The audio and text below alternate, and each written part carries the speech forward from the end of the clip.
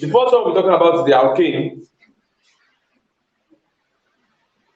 We're talking about the alkanes.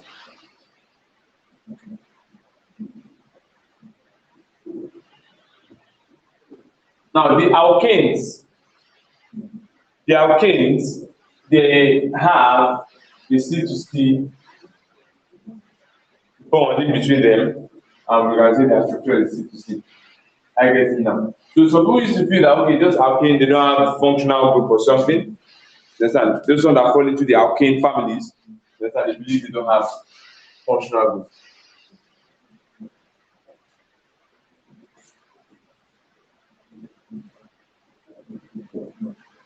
And the regards to functional is the functional group molecular formula and the functional group structure.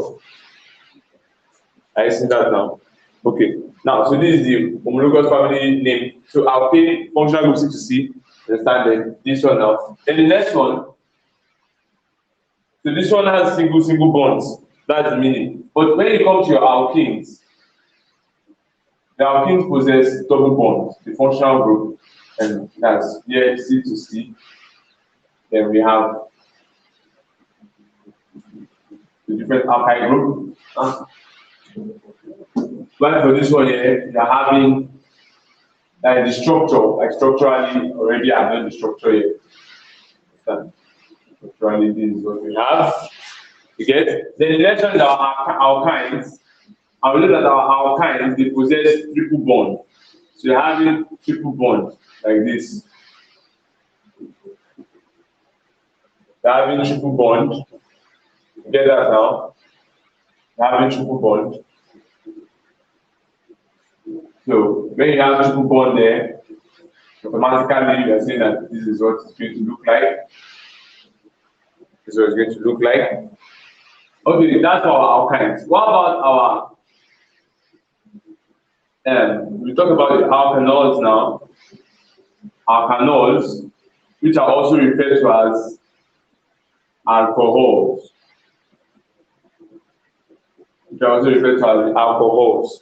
Now, alkanol also refers to as the alcohol. Which functional group is best present there? OH. That's the one that has the hydroxyl functional group. It possesses the hydroxyl functional group. It possesses the hydroxyl functional group. So you are saying this one only C to OH. I get it now.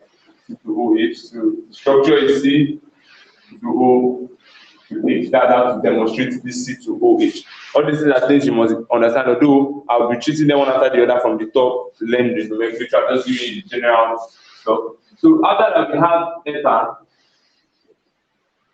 We have ether, or we call it ether, we call it oxy.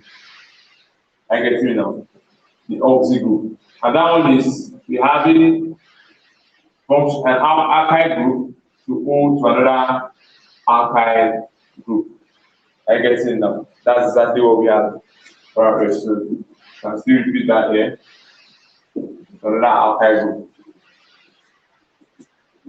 Now, then for our after that we can now talk about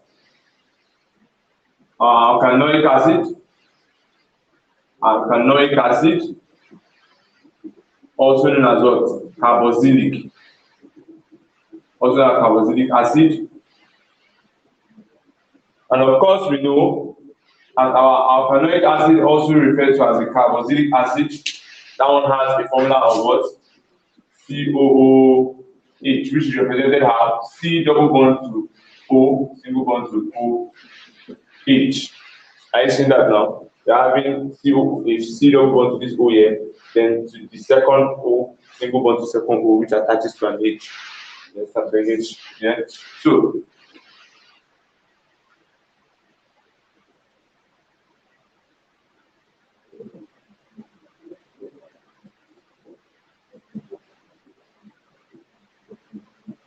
So we also have our alkanoids. We also have our alkanoids, which is our esters. You can see this one was IVA and this one is ester. Okay. So our ester has come from the process of esterification, which is the reaction between these two, alkanol and alkanoic acid. It has a regular formula of COO. And how do we draw that? We are saying from an alkyl group, we have C double bond to O, single bond to O to another alkyl group. That's exactly what it is. That's our alkanoids. Immediately after talking about our alkanoids, we now talk about two other ones. We'll be talking about the remaining two I'll talk about for today. We have more. These are the normal carbon containing ones. We have nitrogen containing functional group and homologous family also, where we'll be talking about our amine, our amides, our amino group, which we still talk about your cyanides and stuff. So our alkanoids, the next group we'll talk about after the alkanoids, we talk about the two carbonyl groups we have, which is we have the first one we'll talk about is our aldehydes, also known as alkanals, also known as alkanals, and that one has the formula of CHO, which is represented as from an alkyl group, double bond to O, single bond to H. It looks more like our carboxylic group. Just the difference is this OH, this one is OH, this one is H. Understand? Our carboxylic acid is attached to an alkyl group there. All the R's are representing alkyl group. Then the last one we'll be talking about, the last one we'll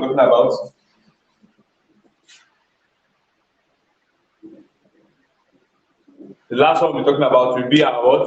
So if you can tell me what the last one will be, what's the second alkyl group that we have? And carbonyl group that we have. What's the name of the second carbonyl? We need the first carbonyl group, aldehyde. We have two carbonyl groups in organic chemistry, the aldehydes. And what's the second one? And just drop your answer here on the comment section.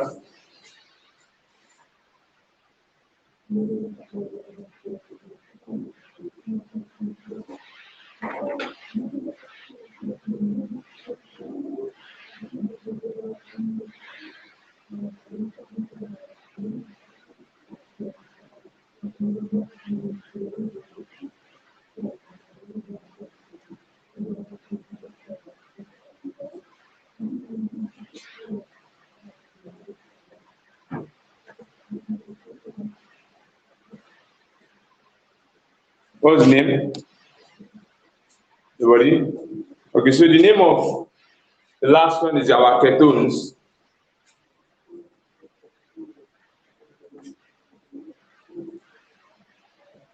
That's our ketones.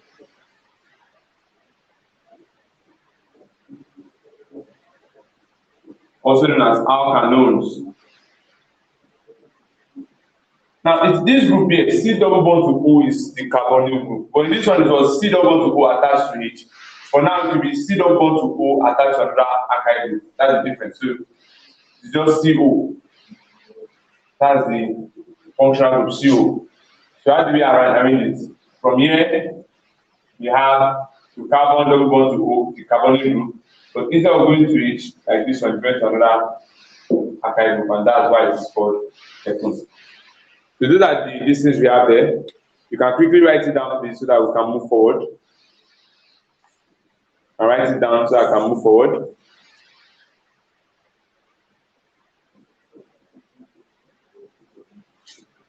Some of you are just joining. After you have started since, you are coming now. Taiwo, you just joined.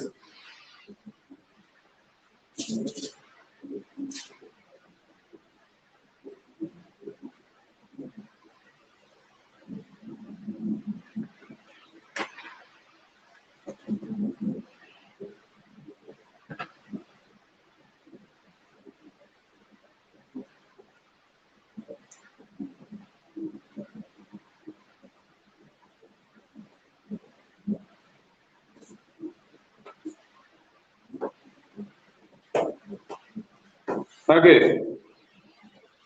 Let's now move on.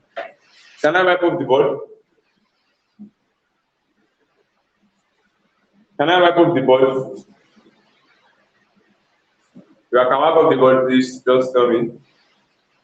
If I can wipe up the board, just signify.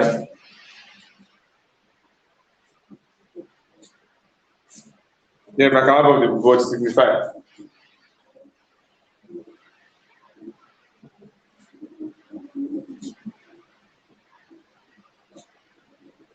Okay.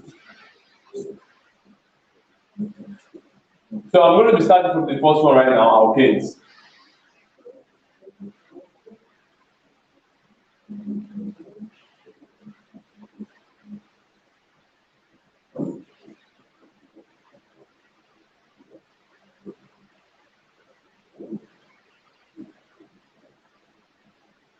Now, alkanes.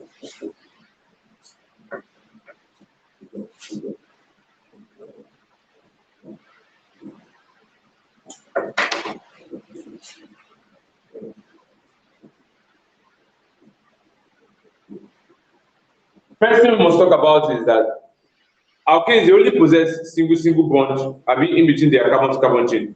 So for that reason that they have only single bond between their carbon chains, are you getting me? They are referred to as saturated hydrocarbons.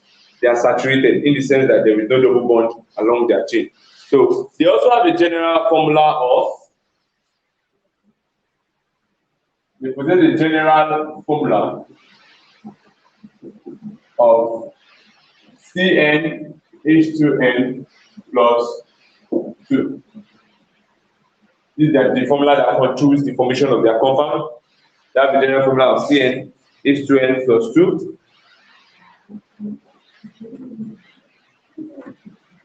And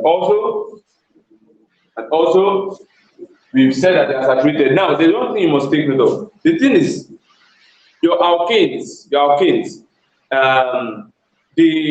they actually, generally, organic compounds are usually non-polar, right? They're usually non-polar, and for the reason that they are non-polar, they cannot dissolve in polar solvents such as water. So this substance here, this compound, the alkanes, they are usually non-polar. All these I'm talking about now are part of their physical properties. They are part of their physical properties. So if I just say physical properties of alkane, before I go to nomenclature, physical properties of alkane.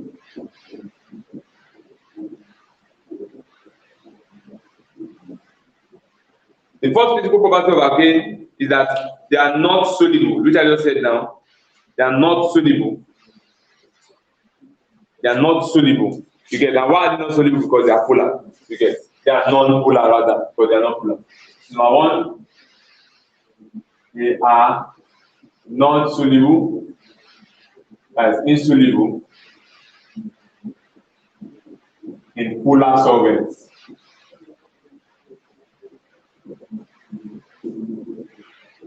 You know, anything that is non-polar can only dissolve in polar. Anything that is polar can dissolve in polar. Anything non-polar can dissolve in non-polar. I get me now. So this compound here, alkane, they are insoluble in polar solvents, but they will dissolve in what? In compounds or solvents like your benzene and your toluene. What will dissolve, and they are soluble there, but will dissolve in benzene and toluene. That's the first physical property that you must take note of.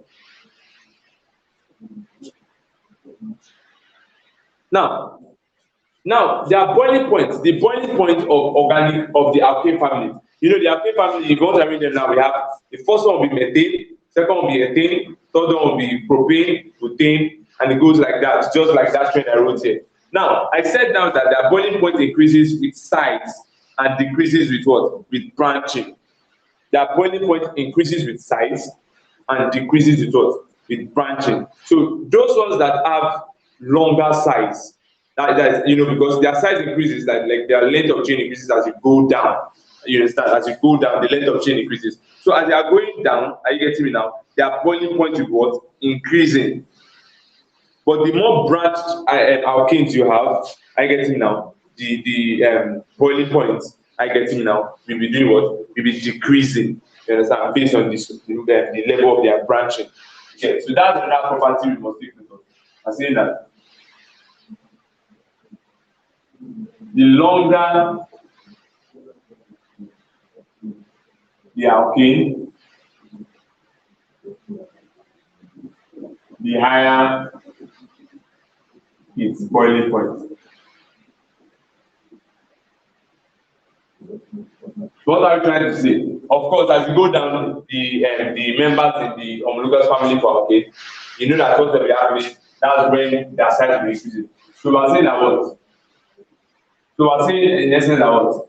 That boiling point, the boiling point increases down the family.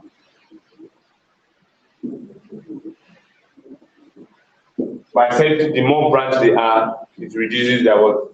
Their boiling point. So those ones that have more branches, they have lower boiling point. You understand what I'm saying now? I get me. And for the implication of this statement that I just made now is that from your carbon number 1 to carbon number 4, all those ones are gases. C1 to C4. That is C1, like from methane to butane, they exist as a gas. They exist as a what? As gas. They are gases. They are gases. Then when you now go from C5, that is your pentane. When you go from C5 to C17, they are liquids. This one are liquids. Then anything greater than C17, any organic compound that is greater than C17, they exist as a solid. Of course, as a solid, you will need higher boiling points. Understand? You will need a higher boiling point.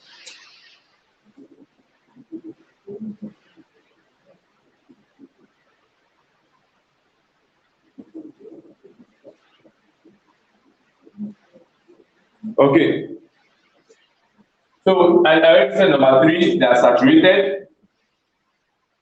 They are saturated. Saturated hydrocarbon. These are the important physical properties that we have about them. These are the important physical properties that we have about them. So before I will now talk about their preparation, because when we talk about, I will talk about their preparation and their reactions separately. Those things are under the chemical reactions. I get it now. The preparation, where we talk about what's reaction. But for now, let's now talk about the nomenclature of your alkanes. The nomenclature of your alkanes. Now, the basic thing is, if you want to name your alkane, I'm not writing the rules. You can listen and hear me. If you want to name your alkanes, you have to name, or first of all, check for the longest possible chain present. So you have to identify the longest possible chain that is present there. Are you getting now? So that present possible chain will be your what? Your mother chain. Like it will be your controlled skeletal alkyl chain. Are you getting me now? When you are able to identify that, that's when you now start checking for substituents. Now, what controls the way you name the substituent? For example, now if you have a substituent sometimes like your halogen families that will be turning into an alkyl halide, you understand? The halogen families. Now, when you're having all those kind of halogen families, you have to name them in respect to their alphabetical order. I get me now? In their alphabetical order. That's how you name them. Like for example, now we have bromine, which we call bromo, chlorine, which we call chloro, and fluorine, your fluoro, iodine, your iodo. You understand? And this thing continues like that in that sequence. So you have to follow the alphabetical order. B comes first, and B must have the smallest number in your alkane. You understand? The smallest alphabet, we have the smallest number in situation whereby there's equality. What controls the numbering originally is that what? Is that you have to number it in such a way that the sum of the numbers of the substituents, I get me now, will be smaller. Because we have two ways to number, the front direction and the reverse direction. So you have to pick the one in which the sum of all the numbers where the substituents fall, I get me now, we give it the minimum. So let's put that into practical application right now. Let me draw some compounds now, and we will try to name those compounds. We try to name those compounds. Good. Now, but before we talk about, before I start doing those kind of things, understand, your alkyl group, for example, if I want to write methane now, methane will be CH4, right? Methane will be CH4, and that's C to this, H. That is the CH4 methane. Now, if you want to talk about an alkyl group, an alkyl group is also a group that is like, we defined it, it's a group that is one less of hydrogen from the alkane family. So if this CH4, this methane, the alkyl will be what? CH3, which we call methyl. You understand? That's what we're calling your methyl. Okay, so this is your methyl. So normally your alkane and your ethane is going to be C2H6. For your ethyl, will be C2H5. I get it now. Because the reason I'm saying this is sometimes you have all these alkyl groups as substituents. You get as additional substituents. I get it in those compounds. So let's go to, let me draw some questions now and rename it. So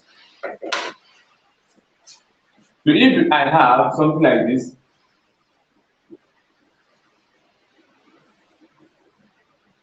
okay, something like this now, I have something like this, and I now do this to it.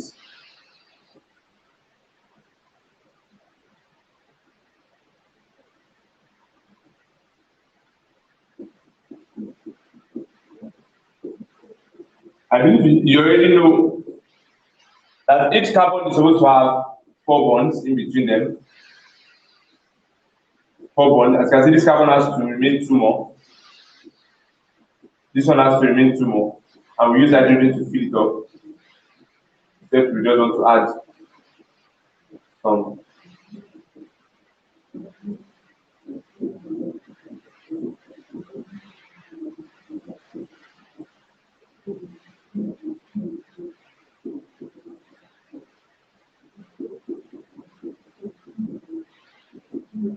Now, if we want to name this, looking at what we have here, who can tell me the name of this compound?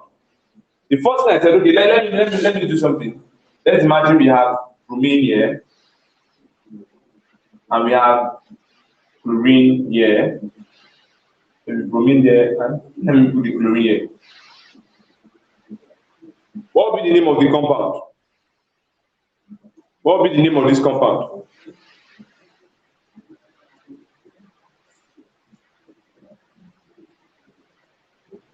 What will be the name of this compound, please? Now, I say you must number along the longest chain. These are the different ways to number. So I define a longest chain, you can say 1, 2, 3, 4, 5, 6. Of course, that is not the longest. If you look at this chain that goes like this, you see that that's the longest. This one that goes like this, that's actually the longest carbon chain. So that will be the chain we'll be using to name. Good. Now, there are 2 ways to number it. You can number it, we know that we'll be able to identify that this is our longest chain here.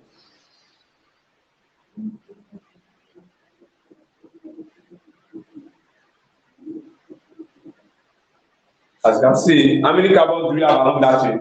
1, 2, 3, 4, 5, 6, 7.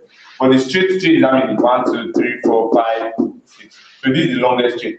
Every other thing you see, around it are substituents. They are what? They are substituents. What will be the name of this? Now remember I said that you have to make sure you go alphabetically, and before even talking about alphabetical arrangement, you have to make sure that what? That you number in such a way that your substituent, the sum of the substituent number of which they fall, that is the sum of the number in which the substituent falls under the carbon, I get him now, or attach the carbon number they fall into, the sum of those numbers must be at the minimum. Now, let us imagine we are numbering like this. Let's imagine we are numbering like this. 1, let's imagine we are numbering like this. 1, 2, 3, 4, 5, 6, 7. What will be the name of the compound? Automatically, where are the substituents I have? I have this as a substituent, which is methyl. As you can see, that's my first substituent. I also have this as a substituent, which is another methyl, CH3, CH3. I have this one too as a substituent, bromo. I have this one too as a substituent, chloro. So let's name this. I said you must go alphabetically. So bromine comes first. Abi, we are assuming if this is the numbering. I'm going to show you two answers now, then we pick the correct one.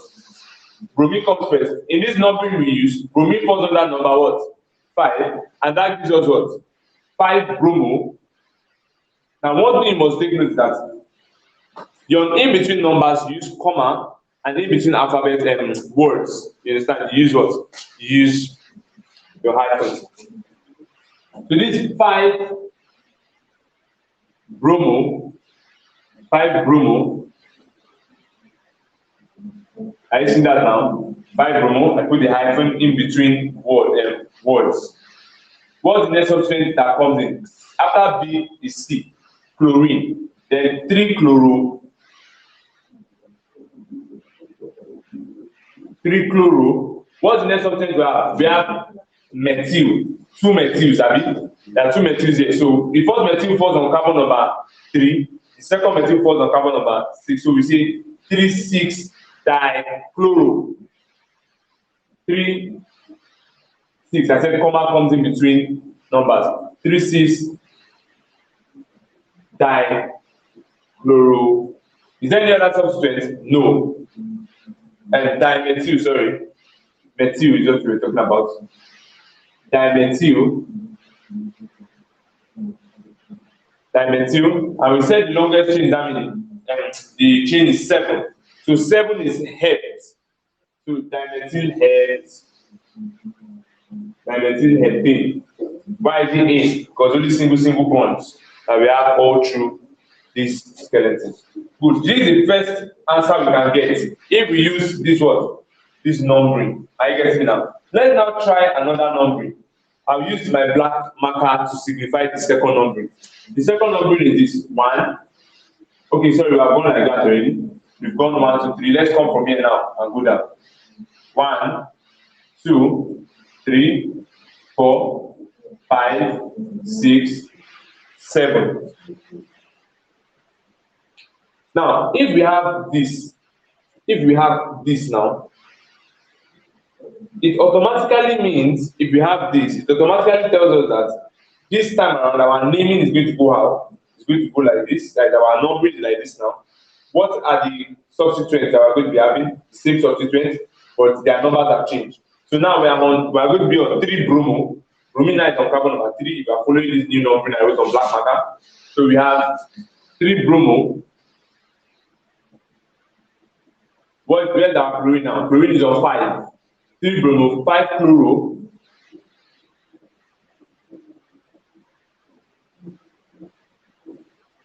Three bromo, 5 chloro. Okay. Then we are having these 2 now on our 2 and those ones are our what and what? Okay, sorry, in this place, this is on 2 and 6.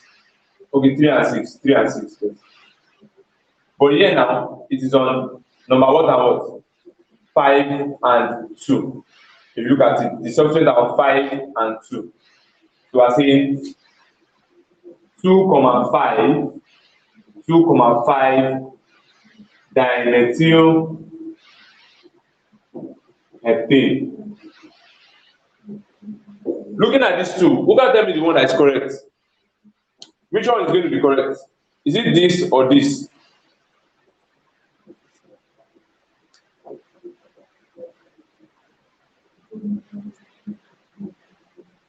Looking at these 2, which one is going to be correct?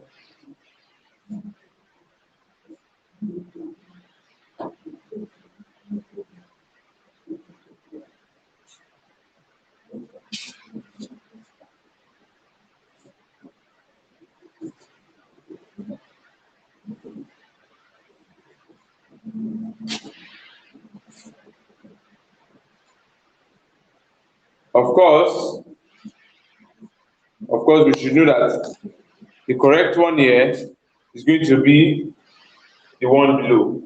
And why? Because it is the one below that gives us the sum of carbon numbers of our substituents to be the minimum. So if you check this first one, 5 plus 3 is 8, 8 plus 3 is 11. 11 plus 6 is what? Is 17. But we check it down. 5 plus 3 is what? 8. 8 plus 2, 10, and 10 plus 5, 15. So this one up here is wrong, and this one here is what? Correct. I see that now.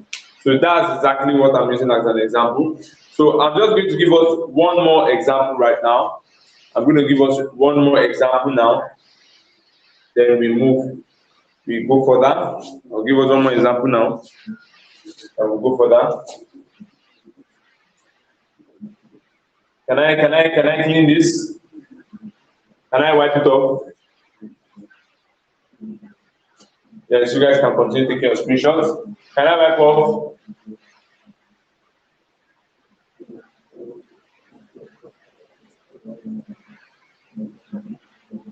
Okay, I think I can wipe off now.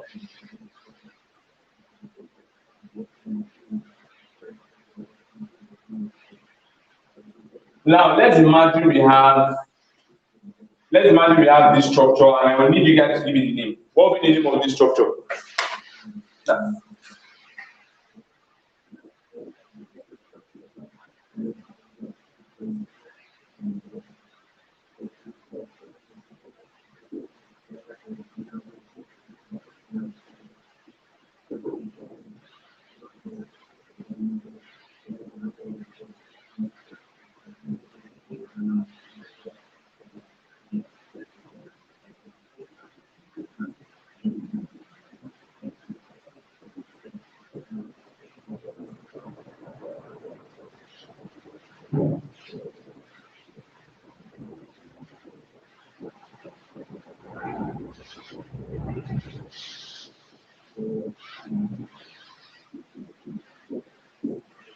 Looking at this, what will be the answer to this question? Who can tell me the answer to this question?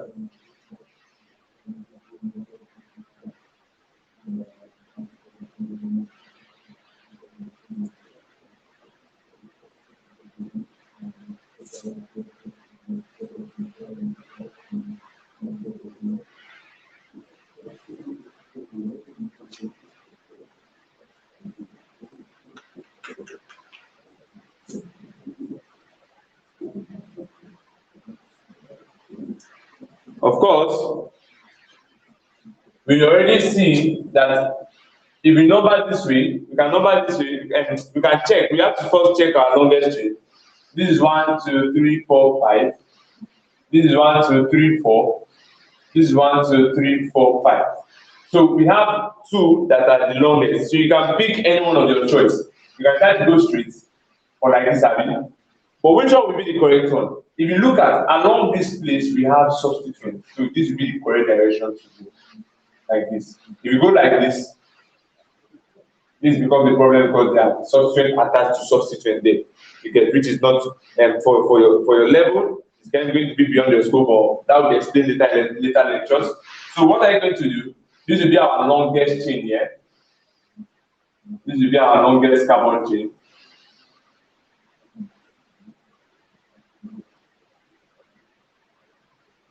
I've seen that now. So what numbering direction we give our bromine and our substituent, the smallest number? Of course, you can number like this. Let's choose our numbering 1, 2, 3, 4, 5. So if I want to number like this, what will be the name? I want us to write the name so we can pick the correct numbering. What will be the name of this numbering now? We are going to have, we call bromine first, and that's 4. So we are saying 4,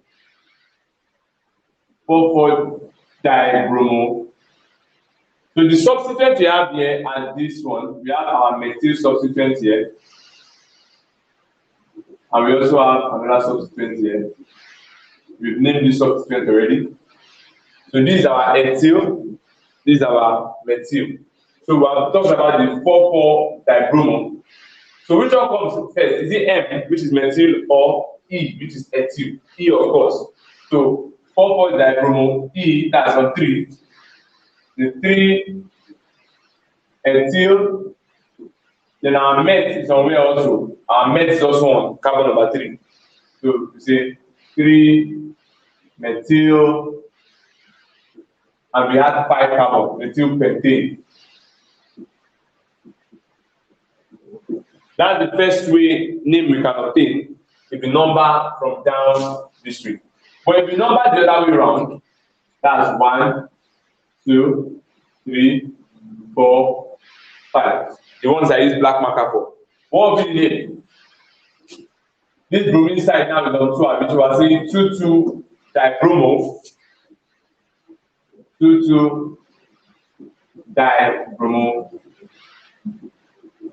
2,2 dibromo. You are following the black numbering now, and our earth is the next thing we should measure, which is now going to be on the carbon number 3. So we have 3 ethyl. What is our met? Our met is 3 on the 3. 3 methyl pentane. And of course, which number will be correct? The one that gives you the smallest number, the sum of our substance carbon is the smallest number. This will be 4 plus 4 plus 3 plus 3. And we know that will give us 24. Sorry, that will give us 14. 14. But this year we have 2 plus 2, 4, 4 plus 3, that's 7, 7 plus 3, 10. And that gives us 10. So of course this is the smaller one, and that's the correct one. So this is the correct one, and this is wrong.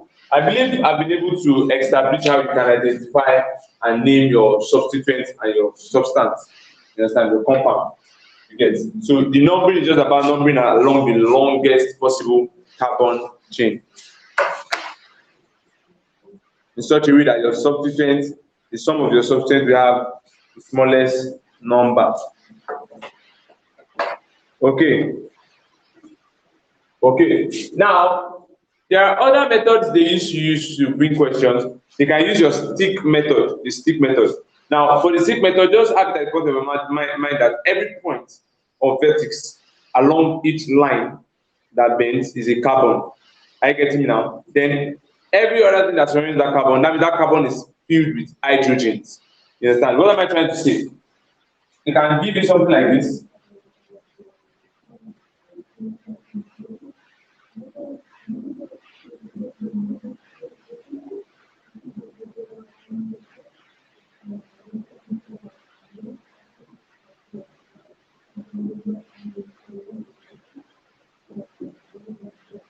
If they give you lesson like this, what am I trying to say? I'm trying to tell you that in this place here, every single point, are you getting me now, is a carbon. Every single point is a carbon. Except they just label a particular place. Are you getting me now? Like here now.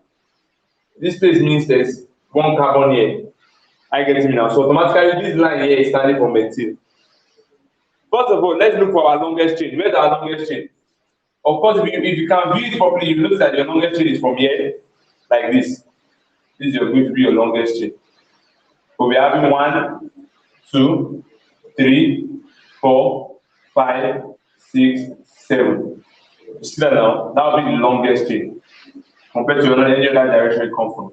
So we have 2 ways to number. If I number like this, 1, 2, 3, 4, 5, 6, 7. What will be the name of the compound? If you number like this, the name of the compound will become what? We have to, you know, this is a method. Where are our substituents? These are first substituents. These are another substituent. This place here is a substituent. This one here is a substituent. Since they are not a part of our skeletal chain, so they are substituents. Okay. Now, what's going to be the name of the compound? This is methyl.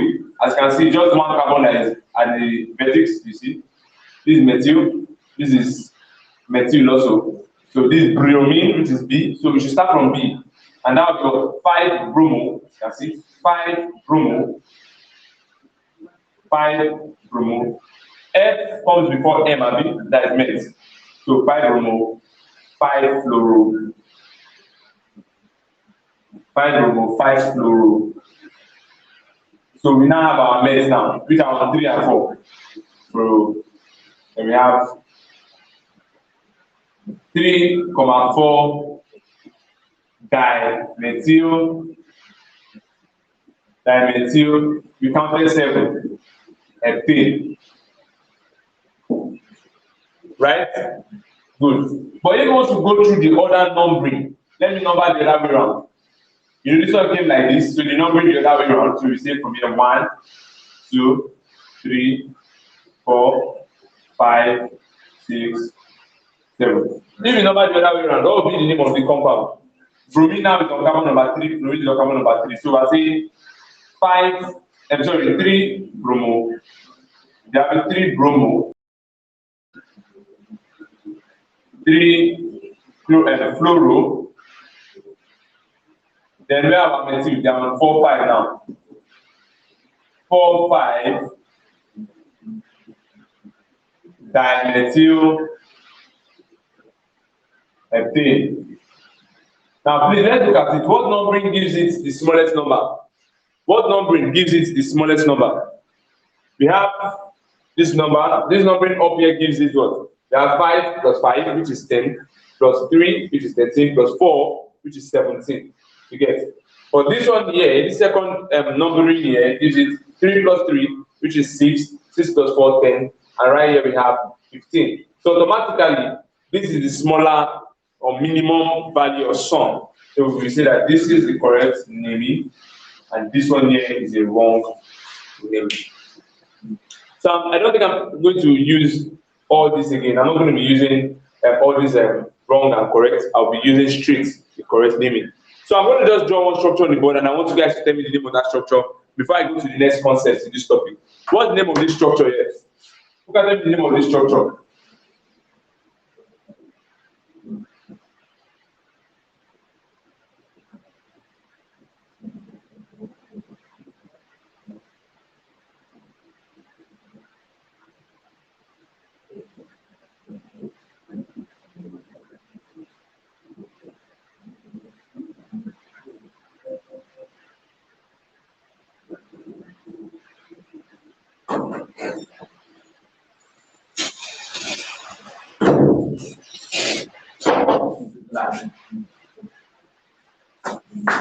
Who can tell me the name of this structure here? Who can tell me the name of this structure?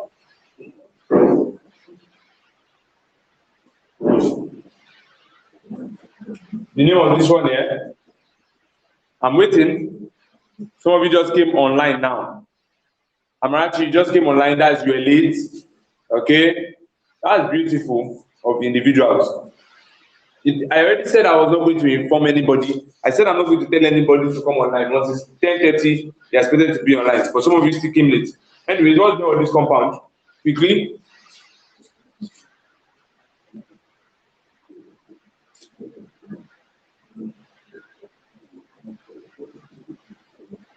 What's the name of the compound?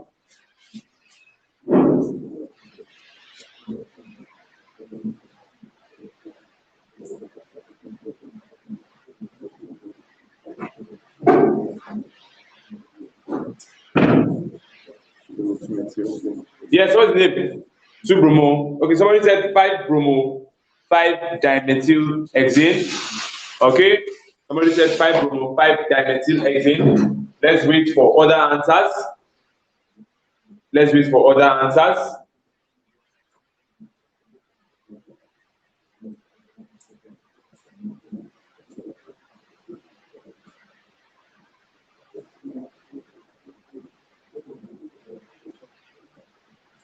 What are you guys doing since now?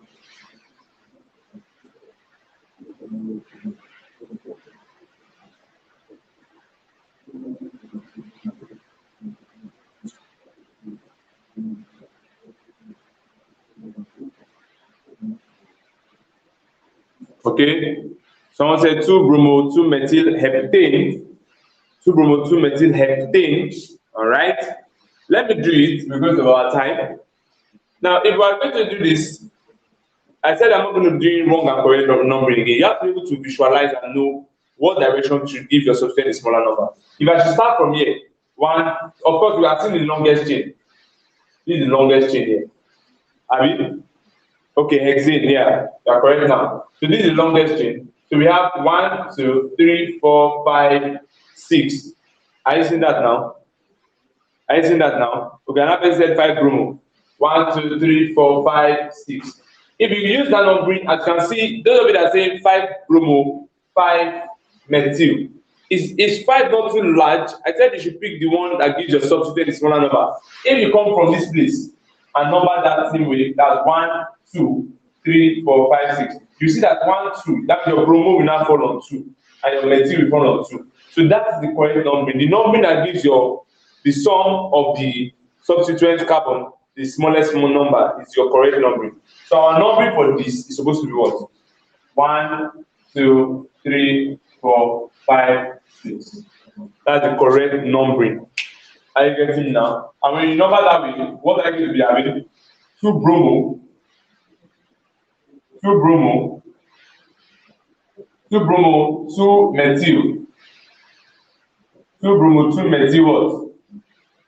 Hexane. 2-bromo, 2-methyl hexane. That's exactly what you're going to have.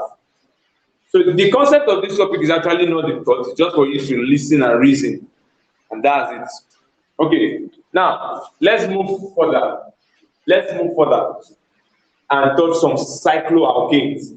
You understand? Let's move further and touch some cycloalkanes. I'll do something now on the board. I'll compare two things together, and I want you to look at it carefully.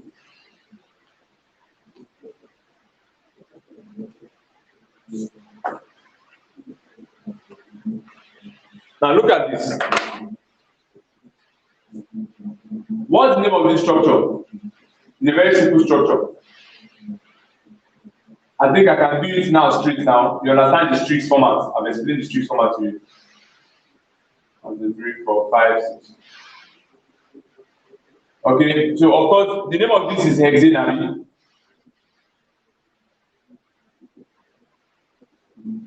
True or false? Hexane. What's the formula for hexane? C6H what? 14. If you count the carbons that are there, this is hexane. Molecular format. I'm doing the molecular format. This is the Strix format, okay. Now so we're having H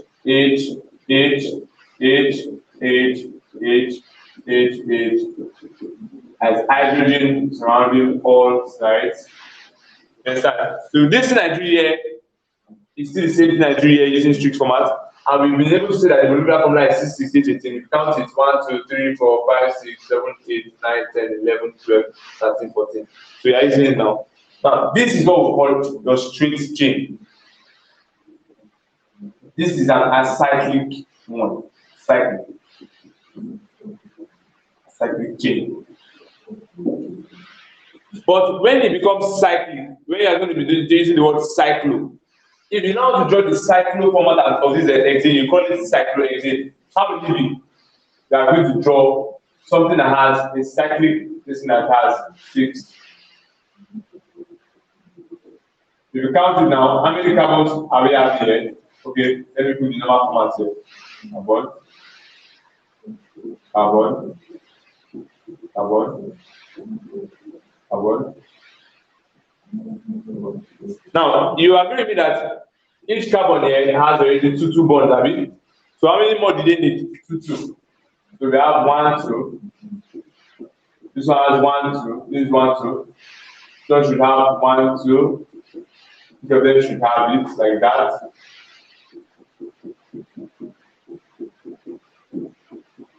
Please, if you count the total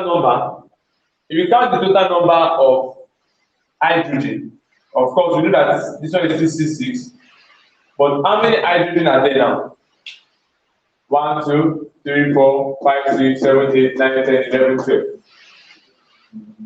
So this is your cyclohexane. This is your cyclohexane.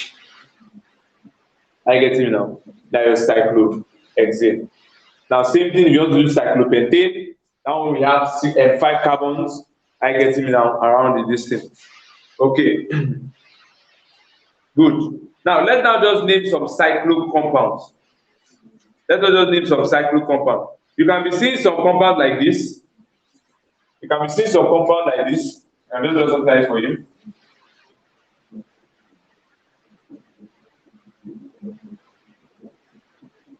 You see that now? What will be the name of this? You can tell me.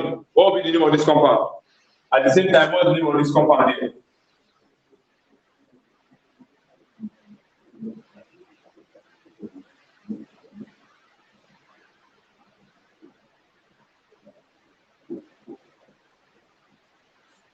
What's the name of this compound? I get it. Then what's not the name of this compound here? Number 1, number 2, and number 3. Just type the 3 names of compound and just send to me like that.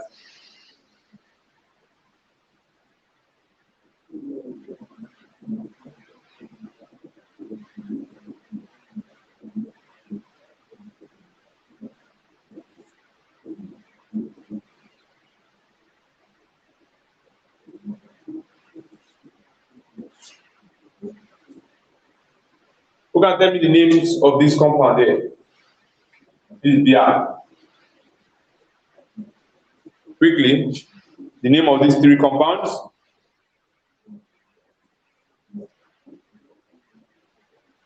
Some of you just joined. You're just joining in. Game leads. See the time. We have started since already. That's about 2 hours, 1 hour ago, 1 hour 30 minutes ago. So please name this compound and let's see what we have. What will it be? When you're dropping your answer, you just write number 1 is this, number 2 is this, number 3 is this. Send everything together. Don't send them one by one. Send everything together. If you don't know number 2, just put number 1 is this, number 2, leave space, number 3 is this.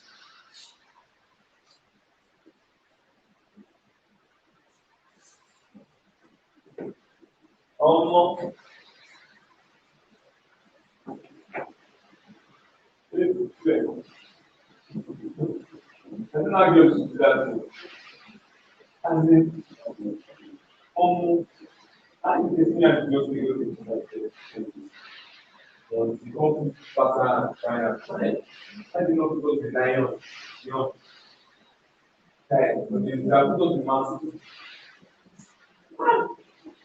The whole to find when they want la, this one is the last one. Ah, la.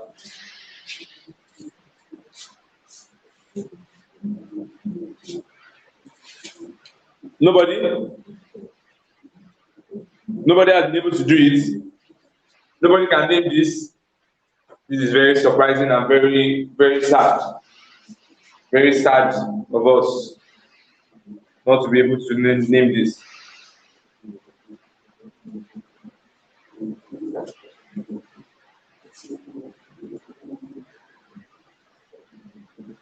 Wow. Now, anyways, to name this one now, of course, we have to give this as something the smallest number, so we can just number out 1, 2, 3, 4, 5, or 1, 2, 3 as small because that's really suspended. Yeah, you have to number it in such a way. That your substituent has a smaller number. You get it? So in this place now, I can number it anyhow, but I must start from the substituent since it's duly suspended. And what's the name of this substituent? The methyl. So the name of this compound will be 1-methyl. It will be 1-methyl. 1-methyl. Then cyclopentane. I mean 1, 2, 3, 4, 5. 1-methyl cyclo. 1-methyl cyclopentane. That's the name of that one. But when we come here now, we have to be careful about the number. We have to number in such a way that our BR obviously has to have a smaller number because it starts from B alphabetically. Start from B. This one is Earth. This is an Earth group. As you can see, you have 1 carbon, another carbon. That's ethyl. This is an ethyl. This is a bromine. Like bromo ethyl. Now we have to start our number from here so that our B can have the smaller substituent that is number. So it's either about going like this or like this. But we have to pick the direction that will give this substituent smaller number. If I go like this, I'll have 1, 2, 3, 4. But if I go the other way around, I'll have 1, 2, 3, 4. The same thing, right? So you can use any of them. And that will make it and make the name of this one to become what? I mean, the name of this compound here will be what? 1 bromo one bromo, one bromo. This is an ethyl, and it fell on number 4. One bromo, 4 ethyl, one bromo, 4 ethyl cyclohexane. As you can see, 6 carbon right there. Cyclohexane. Cyclohexane. So that's the name of this compound. Now, how about this? Who can name this? I want everybody to attempt this one. Tell me what the answer should be. Quickly. Tell me what the answer should be.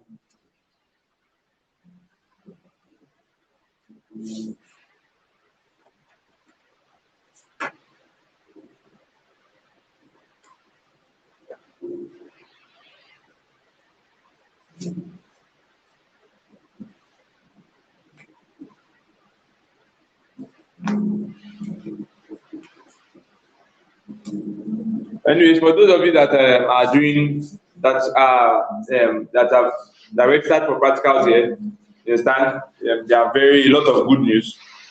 A lot. You know, this your second. You know, I already told you that your first experiment was settled. The second number 2 is settled. So the two, your physics practicals, your chemistry practicals, your biology practicals, they are good to go. You are very good to go.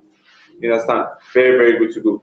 So you don't even have problem with those ones. You've secured yourself. It's as good as you have secured yourself 50 marks for those 3 already down before the exam. So all of you like this, you're on C already, like you're on C on each one. You understand? It's not really for you to go write it to your exam to know if you'll be on A. So you can just go and get 20 over 15 now and get added to A. You understand? Better don't go and do nonsense. So you better get like 90. Somebody dropped the answer already. 1,2-diethyl, 3-methyl cyclobutane. He said 1,2-dimethyl, 3-methyl cyclobutane. Okay. All right. Let's check. Now, if you want to number this, which one is smaller? This is Earth, these are Earth, and this is Mets. Earth starts from E, so we have to start from one of them. Now, since you have to start from one of them, we have to pick a movement. Are you getting me now? That has to give it the smallest one, the smallest number. Are you getting me now? Now, if I come from here and go this way, 1, 2, 3, it will give this one 3, Abby. But if I come from here, 1, 2, 3, 4. Are you getting me now? It will give this one 1, 3, 4. 1 plus 3 plus 4 gives us how many? 1 plus 3 plus 4 gives us how many? 8, Abby. But if I go from here, 1, 2, 3. 1 plus 2 plus 3 gives us how many? 6. So that is smaller. I get it now. That's smaller. So that's the correct sequence. So our correct numbering is 1, 2, 3, 4. And that gives us what? 1, 2. E comes first. What did you write? Okay. That means you are correct with your answer. So you have 1, 2. Diethyl, 1, 2 diethyl, 3 methyl, and this is cyclobutane.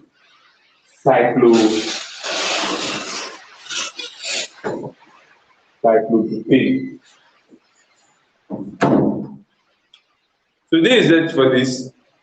This is it for this. Now I want to go to an important aspect that many of you you must have seen, but it must have confused you, where we have the different special alkyl substituents, where you'll be dealing with your sec, your tet-butyl, your sec-butyl, your sec-propyl, as iso-butyl, isopropyl. I want to go to those things right now.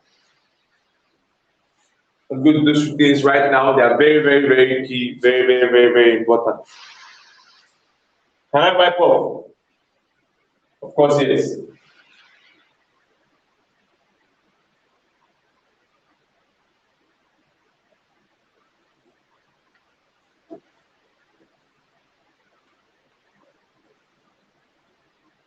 I really wish I can finish the nomenclature of everything today, so that in our next class we know that we're going to the reaction mechanism. You understand? I really wish I can finish today. Okay. So once I finish those functional groups I reduce in Lagos family, the next thing we just touch is the benzenes. Because some the reaction mechanisms will lead us to benzene, formation of benzene rings, especially in your benzene. So what I'll talk about now is the formation of special alkyl substituents. Formation of special alkyl substituents. Since you are using something like methyl, ethyl, stuff like that, good. There are some other substituents you can be having, like your tet-butyl, your sec-butyl, you have your isobutyl. Good. Now, those three terms, there are three terms like that they used to use. We have the tet, we have the sec, and we have the iso.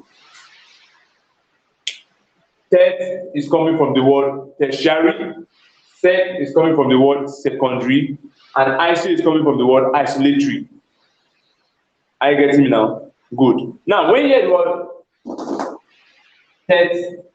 tertiary or tet,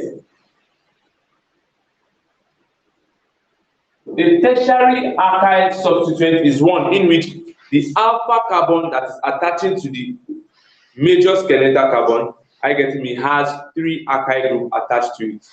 Are you getting me now? Now you are at a tet carbon, you are having the alpha. Now, when I say the alpha carbon is the carbon attaching. For example, look at this compound here.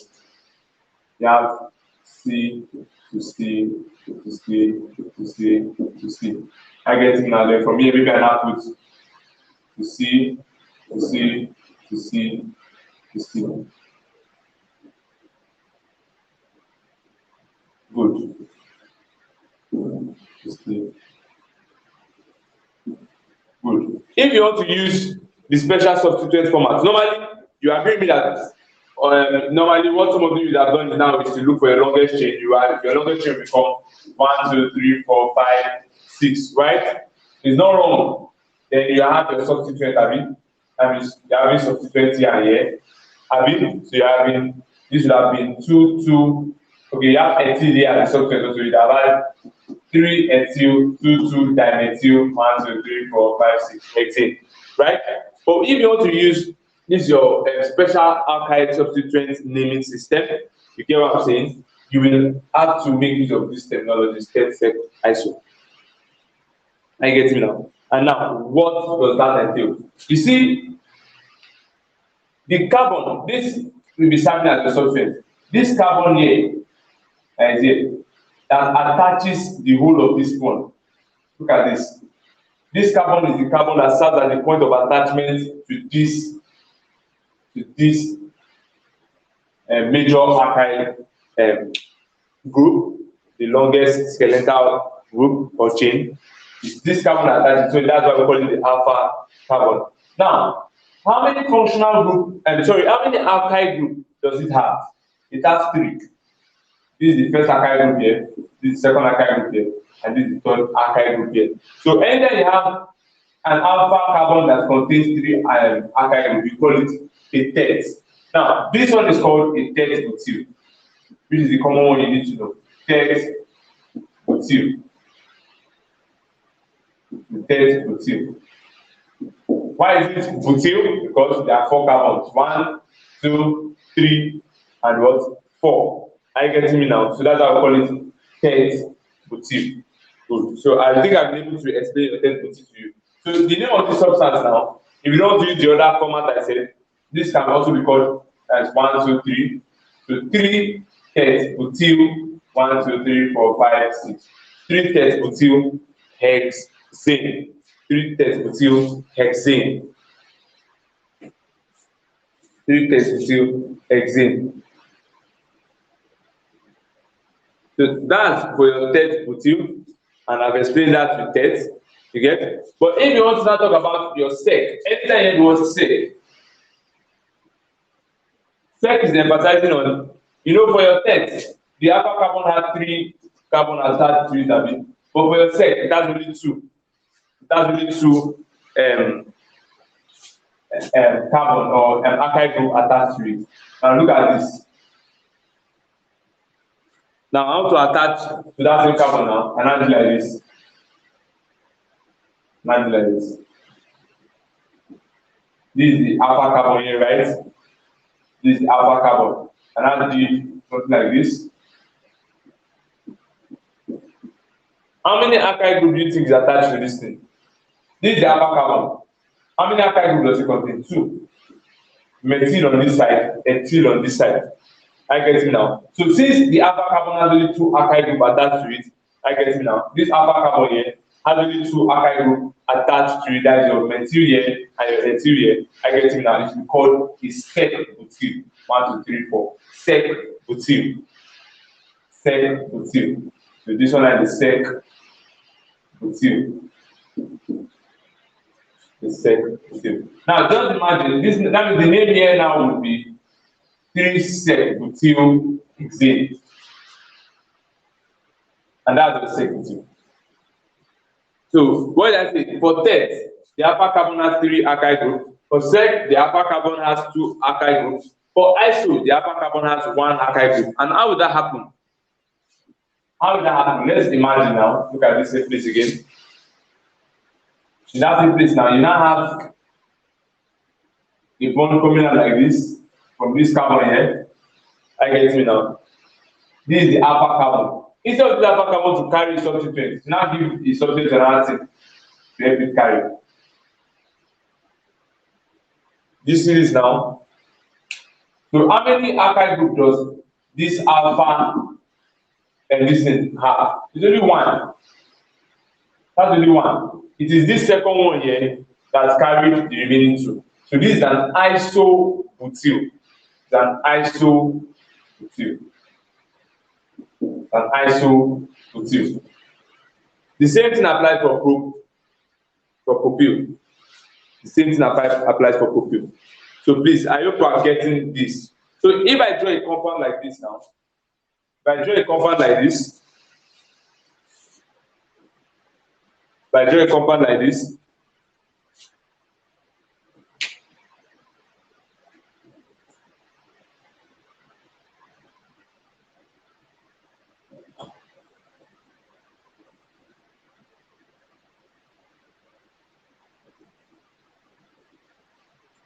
making use of all these things I just taught you now, what will be the name of this compound?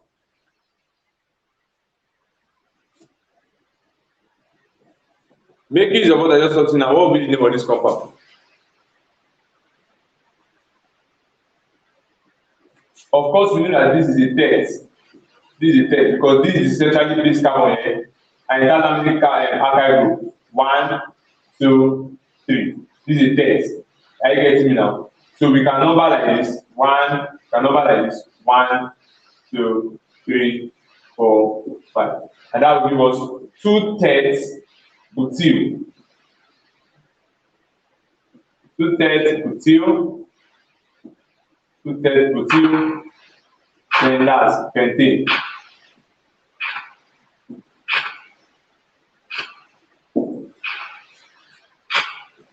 Two-thirds butyl pentane.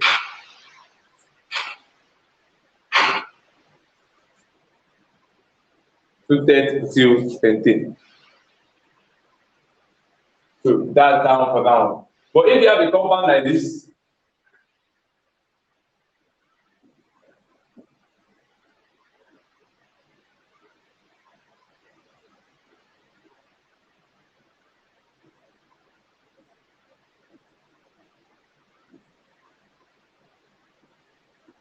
making use of your special substituent. Who can tell me this one here?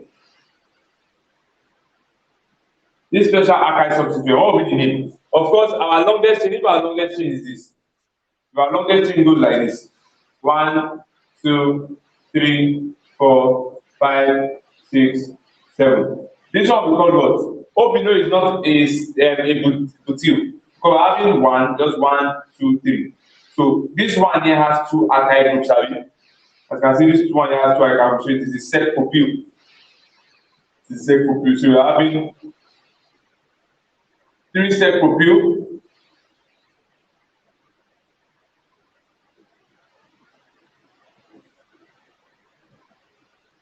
Three sec propyl heptane. 3 sec propyl hep. thing. So I believe we are getting it. Let's quickly go to ethyl. Now, once you have understood methyl alkanes, once you understand alkanes, you won't have problem.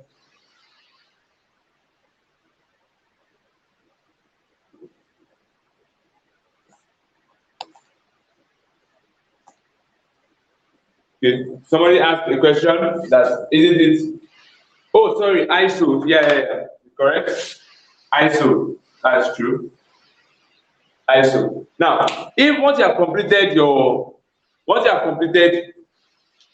alkanes, those ones will be straightforward. So let's quickly move on. Lights will be going out now.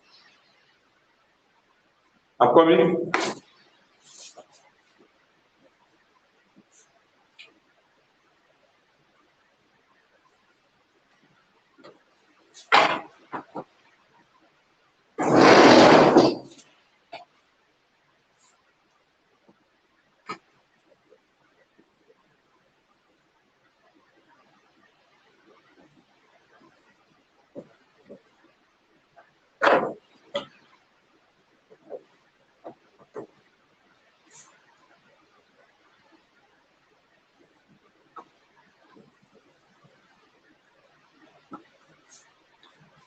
Okay. Any question? Any question?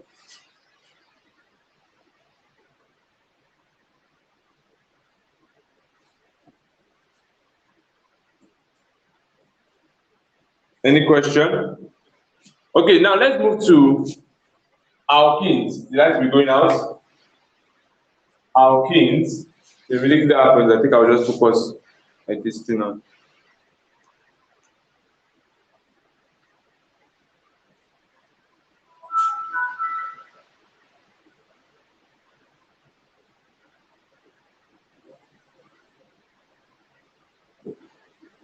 Let's go to alkenes. I'm coming.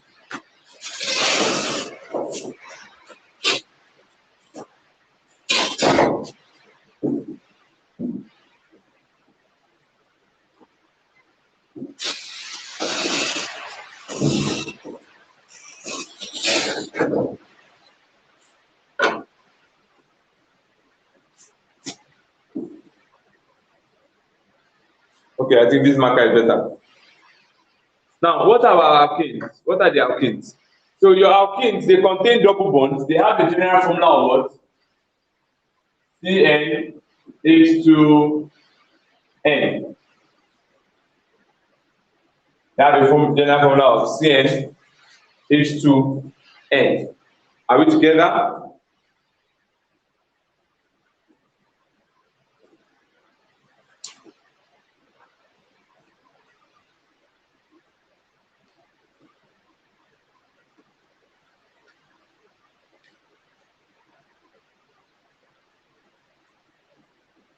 Now, your alkenes, they are also if they possess double bonds as their functional group. They have double bonds in between their carbon to carbon at a particular point. I get it at a particular position along their chain. I get it now. But I must tell you, another name for alkenes are your olefins. They are also called olefins. That's another name for your alkenes. They are also called olefins. I get me now. They have a general formula of CnH2n from this, which I said here. I get me now. So we have two types based on the position of their alkyl group. I get me now. We have two types based on the position of their double bond, their functional group, that double bond. And that's what brings us to terminal alkene and internal alkenes. Terminal alkenes and internal alkenes.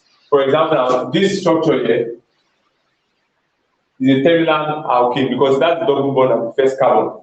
But when you see a structure like this is an internal alkene because the double bond, which is the functional group, is not on the first carbon, I get it now, but on the carbon within the chain. I get it now. Why, when you talk about your cycloalkenes, your cycloalkenes, they will always have double bond within their ring. They will only have double bond within their ring. So you might be having something like this. I get it now.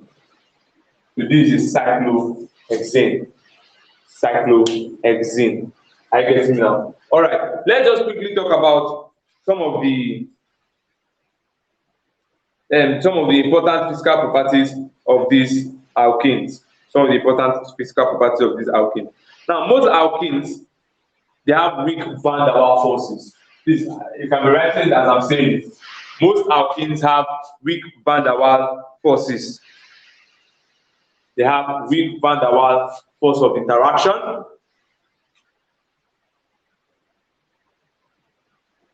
Are you getting me now? So that's why we can really bring out the similarity between them and alkene in terms of their molecular weights.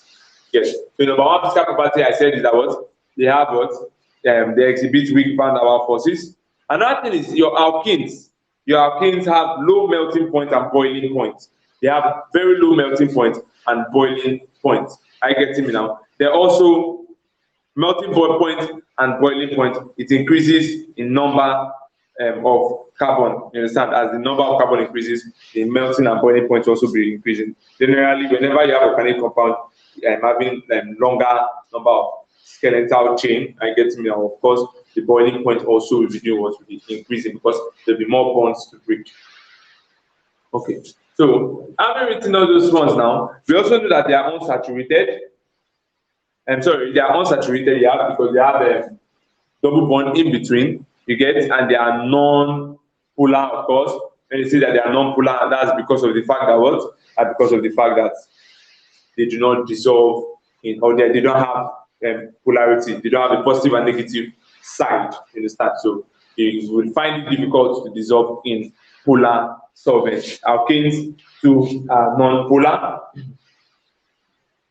Alkanes too are non-polar. All right, let's just quickly talk about some of the namings that occurs in this aspect. Some of the namings that occurs in this aspect. Some of the namings that occur. Now, look at something. The major rule of your alkane is not just about picking the longest chain. It's also about picking the longest chain that has the higher number of what? Of unsaturated bonds. You understand? Picking the longest chain with the higher number of double bonds. That's what I'm trying to say. Now, in essence, you might have the longest chain to be the chain that doesn't have the higher number of, like for example, now look at this. If I draw something like this now,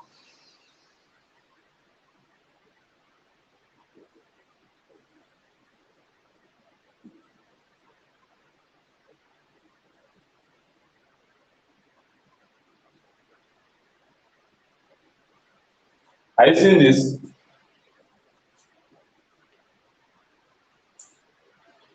What will be the name of this compound? Who can tell me? If every other thing here is hydrogen. Of course, we know that here is hydrogen. This place already have two bonds, one, and I say it must be four, so it only needs one more. This one is balanced already four. This one needs two more. If you look at it, this one needs two more. This one needs two more hydrogen. This one needs three more hydrogen. Of course, this one needs one more hydrogen. This one needs two more hydrogen. So what will be the name of this structure? Who can tell me? Now, I said already that you have to pick the longest possible chain that has the highest number of unsaturation. Now, the longest chain normally is this. This is the longest chain. 1, 2, 3, 4, 5, 6, 7 is the longest chain. But because of 1, 2, 3, 4, 5, 6, 7, which are the same number, 7, 7, any of them is supposed to be the longest chain. But the chain we have to use is actually this. 1, 2, 3, 4, 5. That's it we have to use, because along this particular chain, we have what? We have more saturation and more unsaturation. That's where you have the higher degree of unsaturation. Are you getting me right now? So that's where we have more double bonds. So along this chain, that's where we have more double bonds. So good. That means we're going to be numbering along that. If we number like this, we have 1, 2, 3. This will be our substituent. So let me just draw it out. This one like this. has been confirmed to be our longest chain. Okay, so if I number like if I come like this 1, 2, 3, you see what I'm saying though? When you are not numbering because of the first thing that comes to your mind is not the substituent. Number to give your double bond the smallest what? Number. If I number like this 1, 2, my first double bond came on number 2, 3, 4. My second double bond came on number 4. 2 plus 4, 6. Abi? Okay, let's come the other way around. 1. My first double bond came on the carbon number 1. Okay, 1 abi, 2, 3. My second one came on carbon number 3. Are you seeing it now? So when you are doing like this, 1, next thing is double bond. That means the double bond is the carbon number 1, 2, 3. Then we saw double bond. That means the next one is carbon number 3. So 2, 3 plus 1, that gives us what? 4. So automatically, that's telling us that what? Along this chain, are you getting me now? The correct way to number is going to be 1, 2, 3, 4, 5. That's the correct way to number along this chain. 1, 2, 3, 4, 5. Okay. So having done that now, what will be the name? That means everything here will become a substituent. And what's going to be the name of this substituent? 1, 2, 3, 4. That will be butyl. That will be butyl. That will be butyl. So the name of this substituent is our butyl, and it's attached to carbon number 3. So the name will be 3-butyl. 3-butyl. 1, 2, 3, 4, 5. 3-butyl pent. Now, there are two ways of writing this. You can write it as 3-butyl pent. What was our first double bond? 1 and 3. Pent. 1, 3 diene. Are you getting me now? 1, 3 diene, or you say 3-butyl 1, 3 pent diene. Both of them are correct, but this is the most accepted one. So I advise you use this system. Use this system. So this thing I just drew here, using Strick's method, like the Strick method, is the same thing as just drawing this. It's the same thing as drawing this. So do 1, 2, 3. I can just do 1, this 1, 2, 3. Then I had another one downwards. I can just do 1, 2, 3, 4. I think therefore 1, 2, 3, 4. So from here, 1, 2, 3, 4. Then upwards from that same carbon here, I had 1, 2, 3. Okay. So double bond was here, another double bond was here. So using the Strick method, this compound will just do here the same thing as this. Are you getting it now? So you can, if you look at it, it's the same thing. All right. So I want you guys to try this one. Try to number this, to name this compound here. What will be the name of this compound?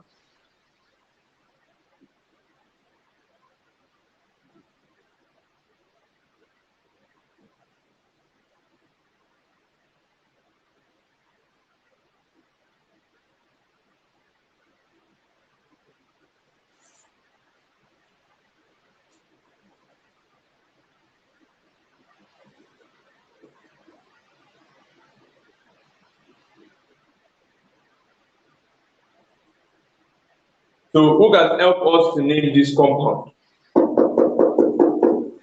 Let's name that compound.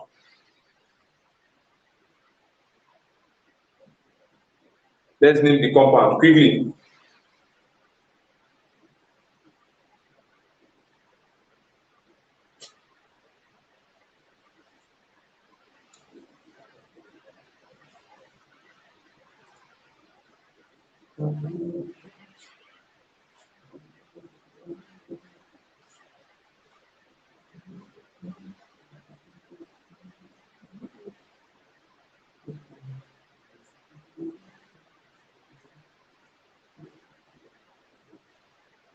Oh yeah, quickly. I said name this compound here.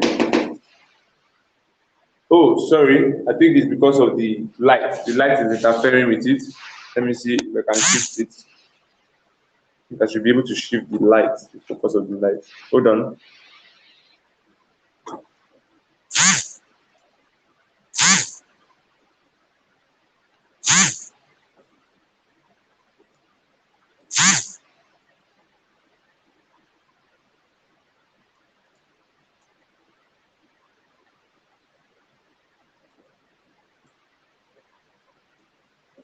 Okay, can you see it now?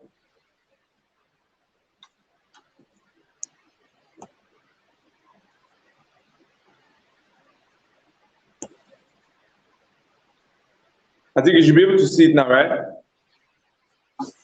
Quickly.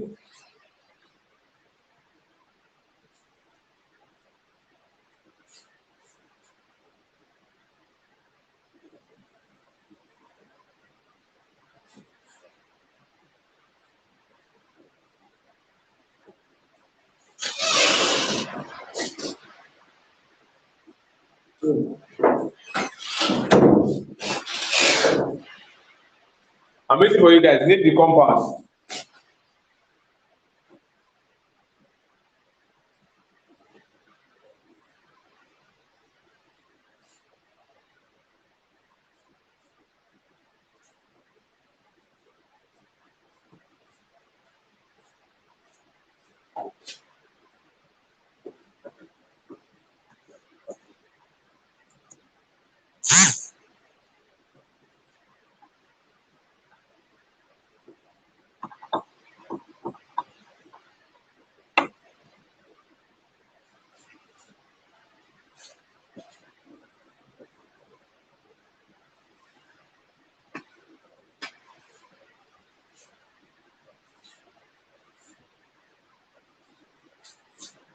Who has gotten that?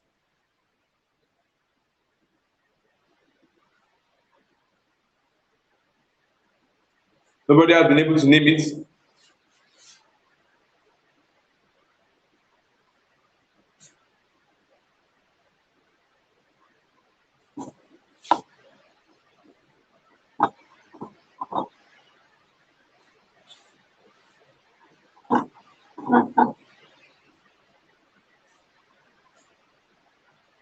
Nobody has been able to name this. So what will be the name? We have to check the longest chain with the higher number of saturation, which will be this along this side. 1, 2, 3, 4, 5, 6.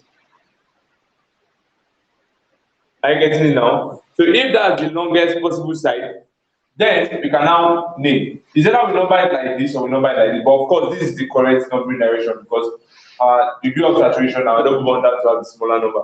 So we have to, if we come from here, it will be large for them. Good. So what's the name of this substrate? 1, 2, 3. That's propyl. And we're having B here. So which one will come first between B and B? Of course, B. We're having 4 bromo. We're having 4 bromo. 4 bromo. 3 propyl. 3 propyl hex. 3 propyl hex. 1, you know, the first double bond is on 1. First double bond is on 1. The second one is on 3. 1, 3 in.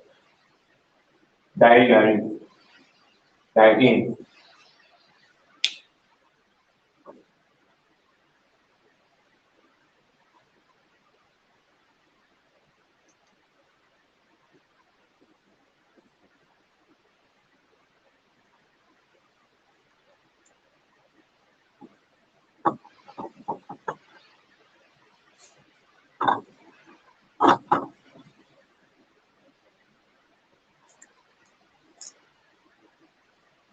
Are we together now? Are we together?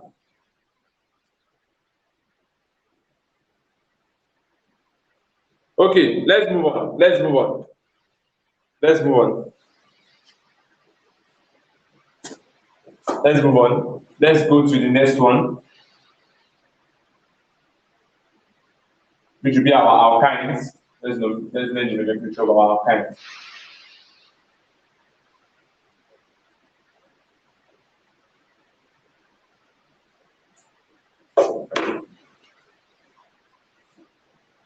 It will be our alkanes.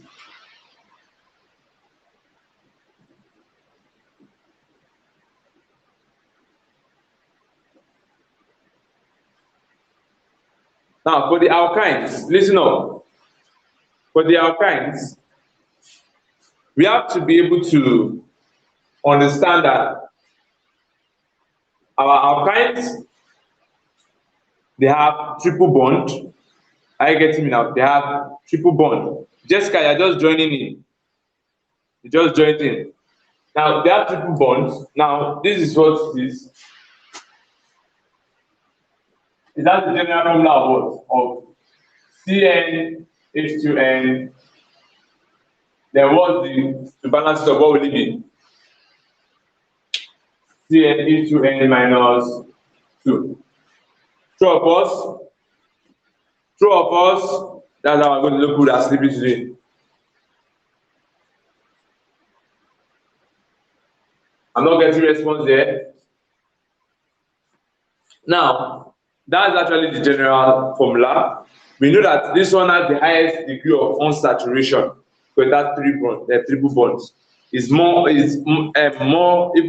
unsaturated than your alkenes. You get? Is more unsaturated than your alkenes. You get? So let's quickly just talk a bit and look at some physical properties of your alkenes, of your alkynes rather. I call them alkenes. Let's look at them.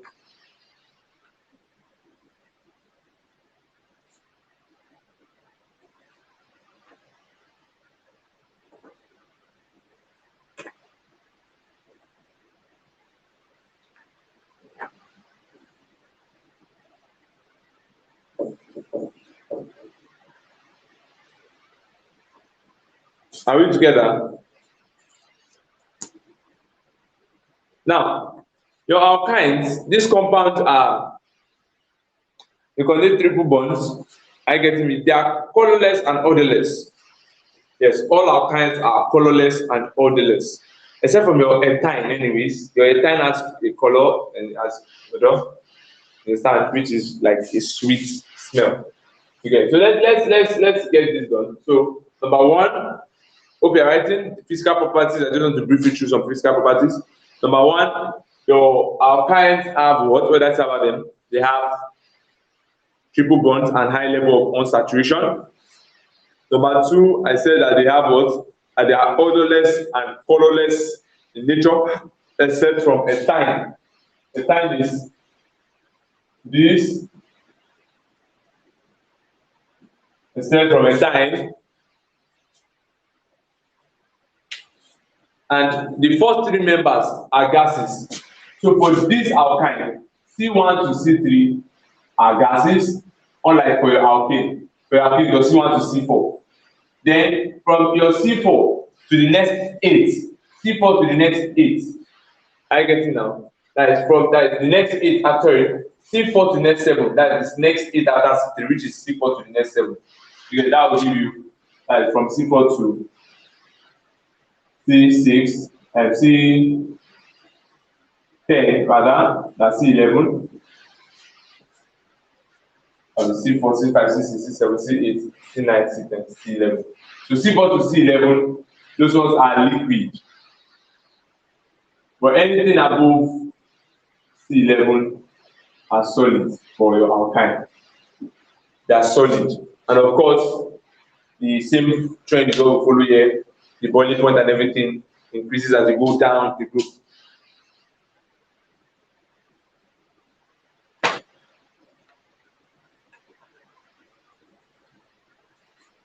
Are we there? So they are non-polar, of course, we know that. They are non-polar. And non-polar in nature. But now, one thing about them is that they are terminal, you know what I said about terminal, when that functional group is found at the first carbon, the first carbon session. Now, those the terminal alkynes, I get me now, they are very, very acidic. They are acidic in nature. They have acidic properties, those terminal alkynes. Okay, let's just quickly move on to start doing some of the nomenclature. Now, of course, the same thing applies when you're doing your thing. With this one, the same thing that applies. I get me now. Same thing applies. But the only difference here, the only additional thing I'm going to lay here, you know, this one too, you have to follow the trend of your alkyne, make it smallest and stuff like that. But there is a but. Anytime you're having an alkyne and an alkene in the same compound, an alkyne and an alkene in the same compound, you have to give your alkene the smaller number. the alkene has to take the smaller number, then the alkyne will now take the larger one. I get it now. That is when alkenes and alkyne are in the same group. The alkene will take the smaller number, while the alkyne will take the larger number. For example, now look at this compound. For example, now look at this compound. If I draw a compound like this now,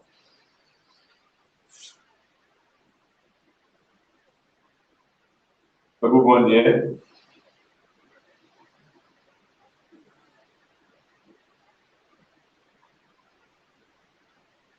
Move on here.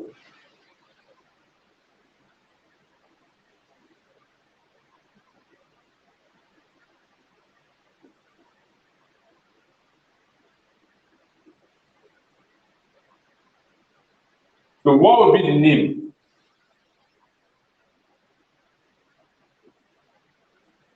of this compound?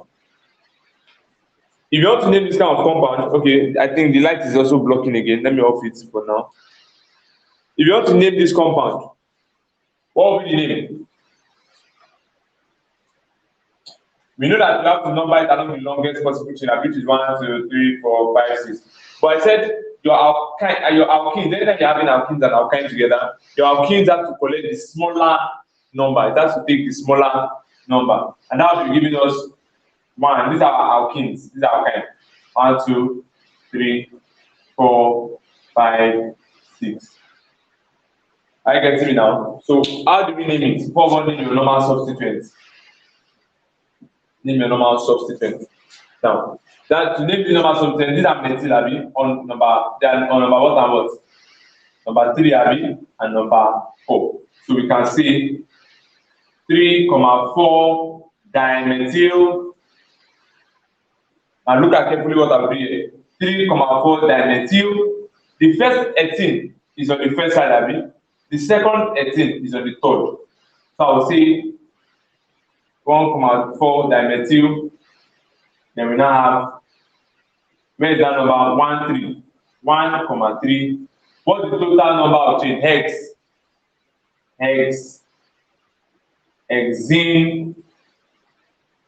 Look at two. Hexene. Sorry, hexdiene. You know why it is diene? Because there are 2 alkynes. 1, 3, hexdiene. Now look at, I did not write ENE. I wrote EN. Hexdiene. Then what's the number of alkyne? Hexdiene 5 iron.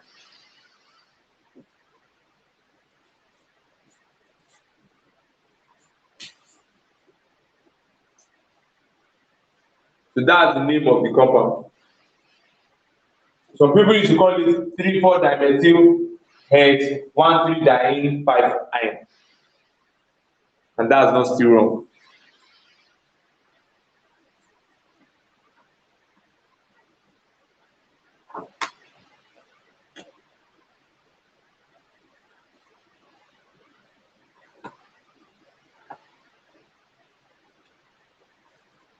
Okay, let's now name one more structure. Let's name one structure here. Structure is like this. If you are given a structure like this,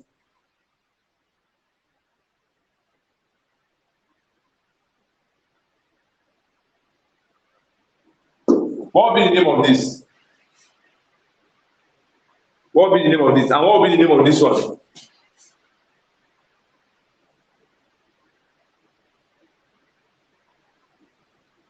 What will be the name of this one? Sorry. Sorry.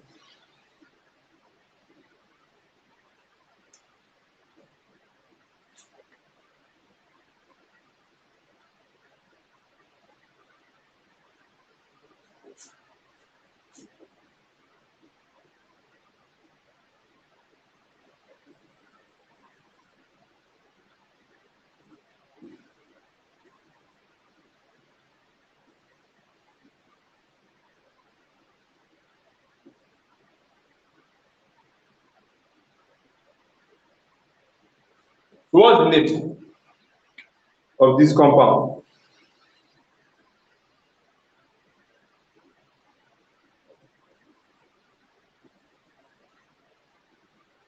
And this one here,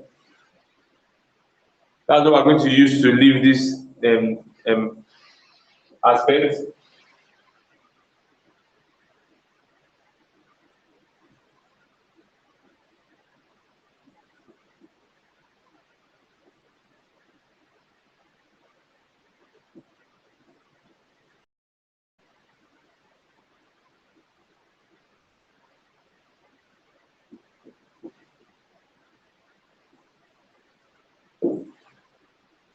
Okay. Okay.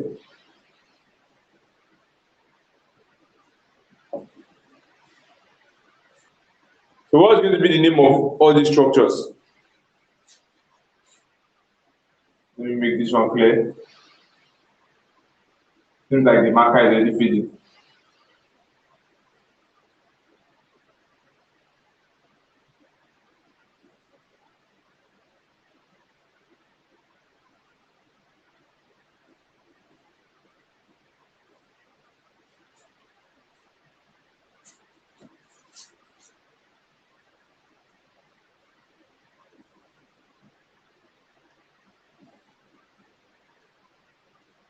Okay, somebody has sent the answer for the first one.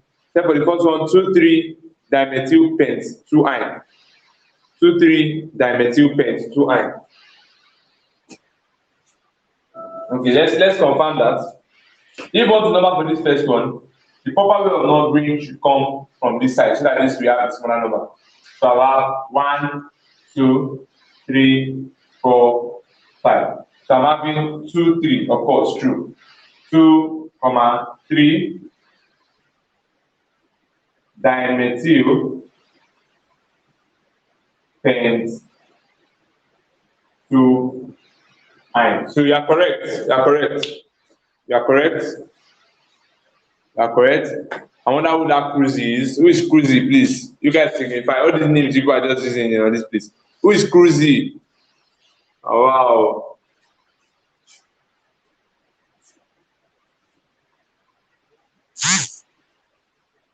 So finally, NEPA has proven that they are not worthy. Then Cruzy is Amarachi. Now, when do you start using the name?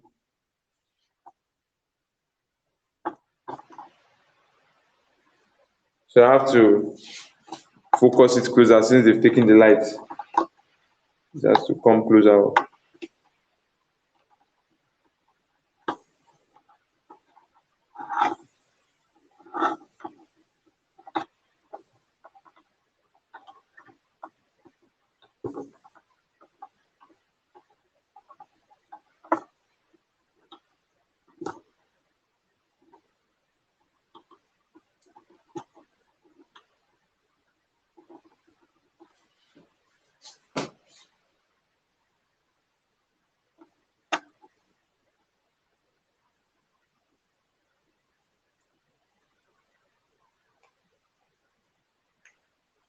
Yeah, I think it's gonna go now on my board. It is done. All right.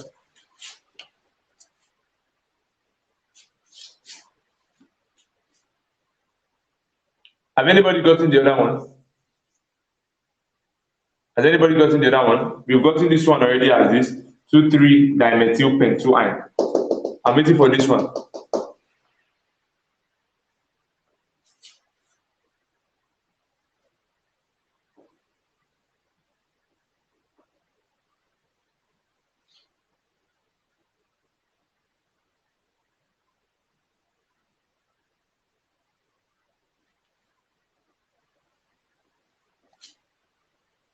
Oh, that's almost it. That's almost it. She wrote ethyne cyclohexane. It's supposed to be, you're supposed to write ethinyl. Look at it. It's supposed to be ethinyl. This is an alkyl group. Ethinyl cyclohexane. The name is supposed to be ethinyl. Ethinyl cyclohexane. As you can see, this is your functional group here. Ethinyl cyclohexane.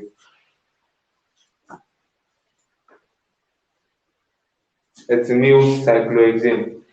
Okay, what about the next one? What about the next one? What will be the name?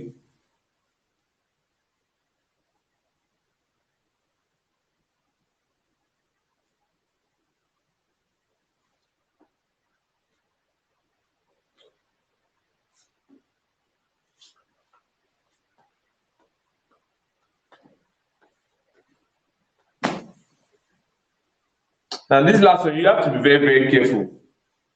Sometimes I advise people to even draw this last one. This last one is going to be how? It's going to be like this. H to C, triple bond to this, then to C, to C, H, double bond to C. Okay, I think, wait though. I think I made a mistake. I made a mistake in writing this one. There's supposed to be a double bond. There's supposed to be a C here. There's supposed to be a C in between them. See it now, double bond C. So this C is this one here. Then these two things, CH3, two CH3s are attached to it. The first CH3 is here. The second CH3 is here. So where is the longest possible chain? Our longest possible chain is along where? You can pick it from here like this or like from down here like this. Anyone goes. So it's like this.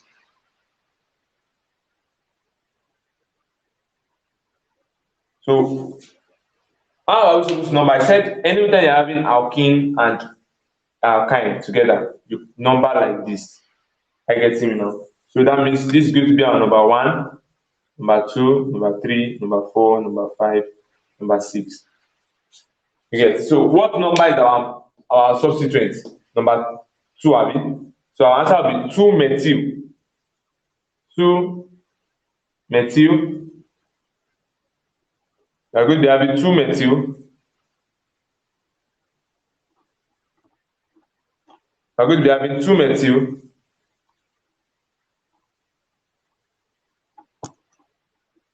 Sorry, let me just quickly write something.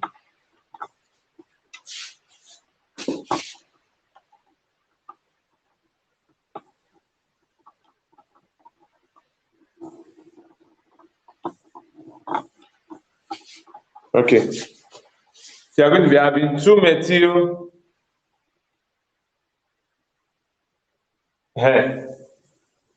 Then we have our on our second carbon, we're having double bond, abi? There's no other double bond there. So 2-methyl, then you now write 2. Remember that I told you to do it. Write 2, then 1, 2, 3, 4, 5, 6. Hex. 2-hexane.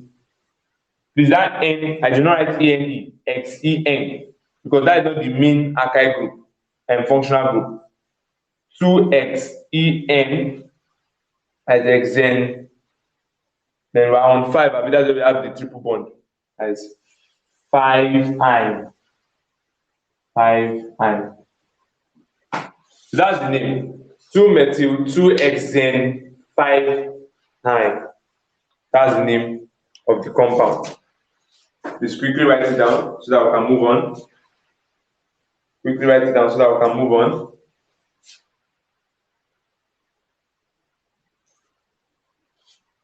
Quickly write it down so that we can move on.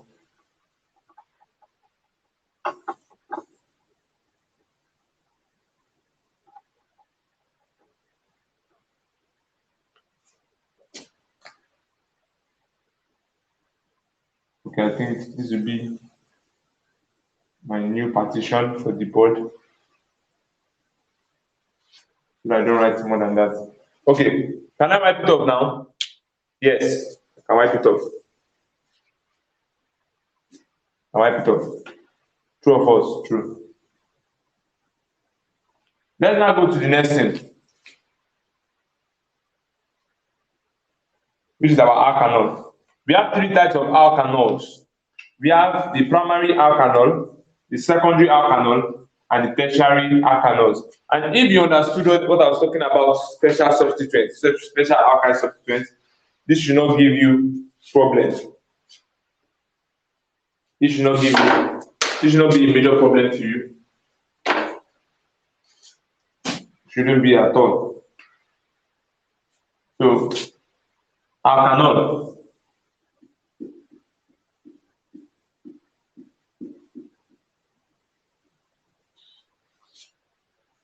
We said already that when you're having substituents, we said when you have a substituent, of course, in between, I'm sorry, when you have your functional, your double bond, when we're talking about bond, we say when you have your double bond in between carbon to carbon at the center side, there is this somewhere that's not at the middle and not at the beginning, we call it an internal double bond, abi. But if we have it at the external side, we call it a terminal one. But in alkanol, what we use to refer to such situation is either by using the statement, primary, secondary, or tertiary. Yes, I wanted to raise it up a bit. I think it's okay, I can still raise it up. Primary, tertiary, and secondary.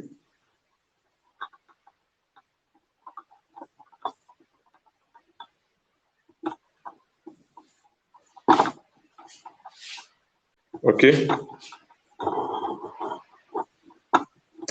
Yeah.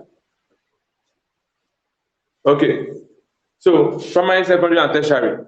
Now, we are going to be explaining those three statements, how we can identify it. Now, what is a primary alkanol? A primary alkanol is one in which the carbon that carries the alkanol has three alkyl groups and one alkyl group. I get it now. So it's as good as saying that is the terminal alkanol. You get it? So it's the alkanol in which the carbon carrying the functional group OH has one alkyl group. So look at what we're trying to say. You know our alkanol alkyl group is what? OH. You get it? So if you have, I'll just draw three compounds now. If you have something like this,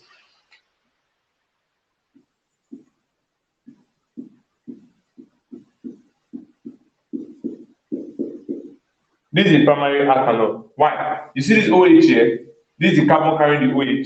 How many alkyl group does it have? That's only one. Everything like this is alkyl group. So this is a primary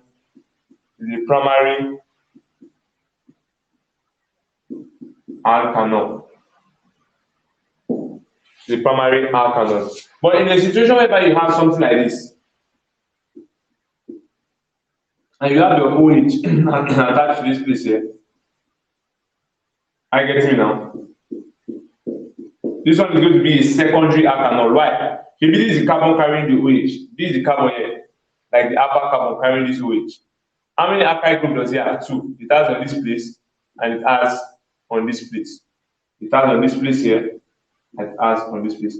First alkyl group, second alkyl group. It might even be more than this. You understand? Ethyl and methyl. You understand? The carbon, so it is a secondary alkanol where the carbon carrying the OH has two words. Alkyl group. This question came out in 1 year in your past question.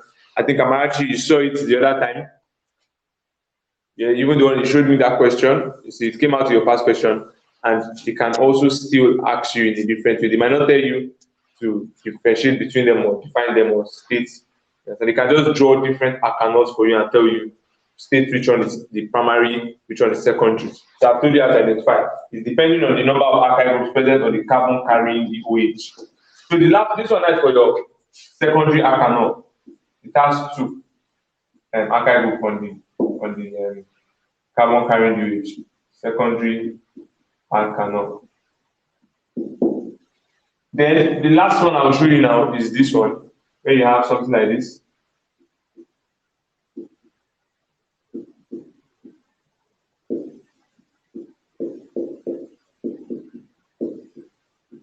If you look at this carbon that is carrying this OH has how many alkyl group? 3.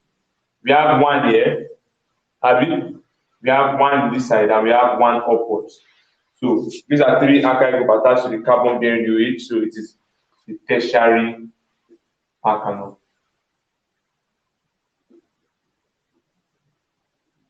So if you want to name these 3 things, this one is propanol, this one is what? 1, 2, 3, 4. You know, you have to give your listing smaller number. This will be propan 2-nol. And sorry, this butan 2-nol. Why this one now will be what? 1, 2, 3, 4. Then this will be your methyl. So you say, we have the number from here 1, 2, 3, 4. So we say 2-methyl-butan 2-nol. 2-methyl-butan 2-ol. Please, hope you are getting it. Hope you are getting it. Hope you are getting it. Now, Tolu, I'm going to draw a structure, you name it. And you tell me the answer. I'm going to draw a structure, you name it, and you tell me the answer.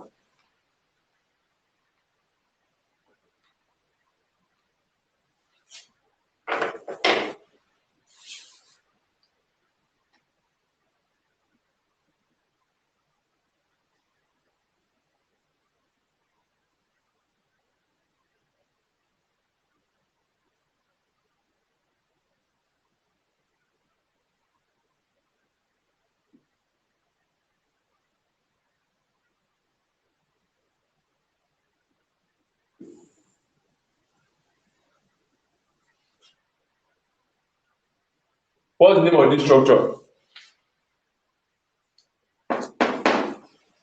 What's the name of this structure?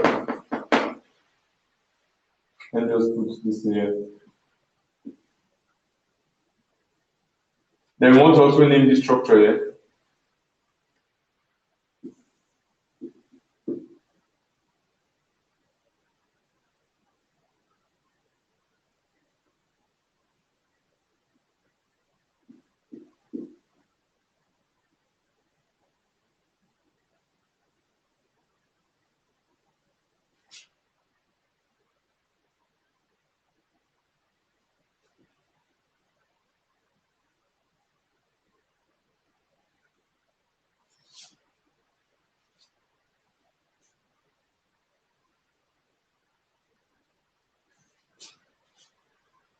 So let's name these two. Let's name these two.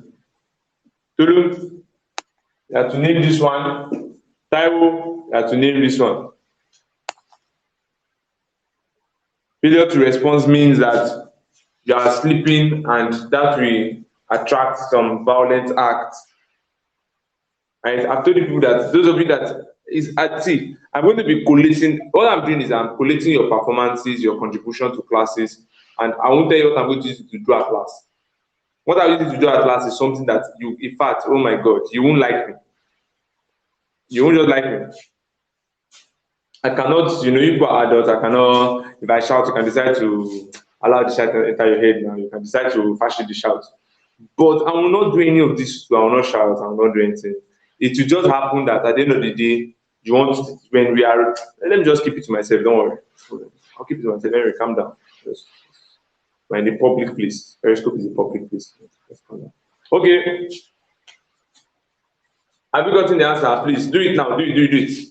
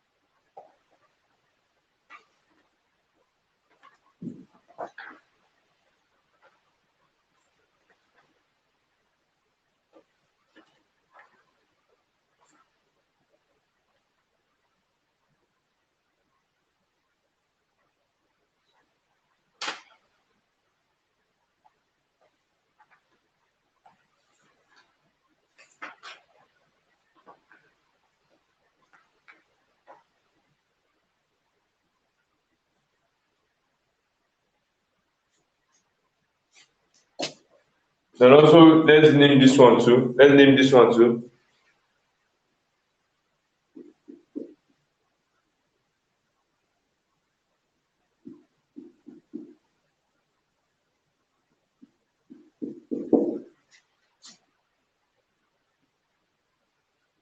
Okay, are we done naming it?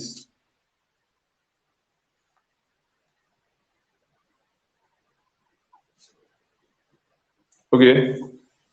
I can see 3-bromo, 3-methyl-butanol. 3-bromo, 3-methyl-butanol. That's for which one? Okay, this one here. 3-bromo. Let's see it. let's see numbering. The numbering should come from here.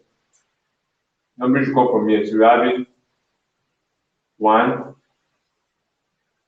2, 3, 4. So I think you must have made a mistake. You see the numbering. There is no carbon here now. This is the point of attachment of OH. Maybe that's why you call it 3. You start from here 1, 2, 3. You have to start from here. OH have attached with this carbon in oil. 1, 2, 3, 4. Okay, so that means our answer for this one is supposed to be what? Okay. Our answer for this one is supposed to be what? Don't make that kind of mistake in the exam. It will be this B, which will be 2 bromo. 2 bromo.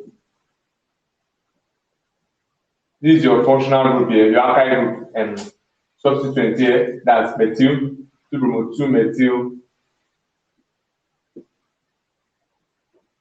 2 methyl what? Butanol. Butanol. Like your butanol.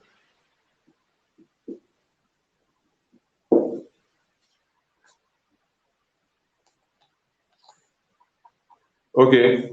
So Tolu, where is your own? If I name it by myself, you are in soup. Like that's big problem. Okay. Now, this one will become what? This one will become, we are numbering. How are we numbering? You can number from here or from here, it will be the same. So we are saying 1, 2. True or false? Okay, Tolu, that's your own. Oh yeah, where is Taiwo? Taiwo. Oh yeah, your own. Do this one here. Name this one. So this one now will become 1, 2. There's OH here, OH here. So 1, 2. These are substituents. These are substituents. So since those are substituents, what will be the name? So we'll be calling this what? 1, 2 dimethyl. 1, 2 dimethyl. Then ethan 1, 2 diol. Ethan 1, 2 diol. As you can see, there are 2 carbons here. Ethan. Is it ethan 1, 2 diol or ethene? To be ethene 1, 2 diol. Or you can call it, based on the way I said it, 1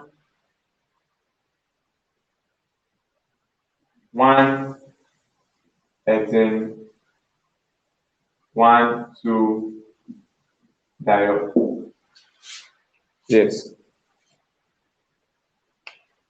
I think that's too tiny. Let me read it out. 1, 2 dimethyl, then 1 ethene 1, 2 diol.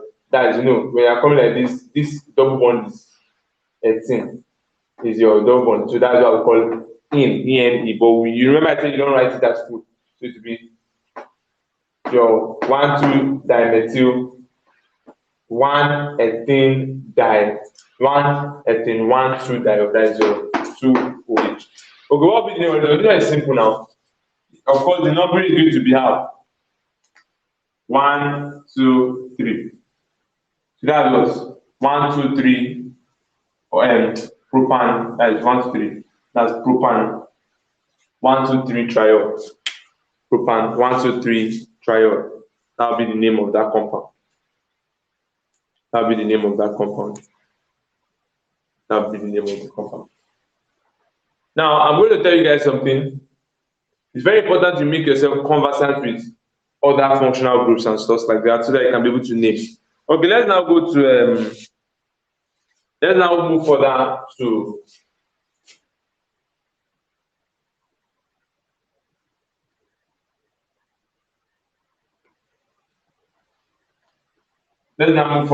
talk about our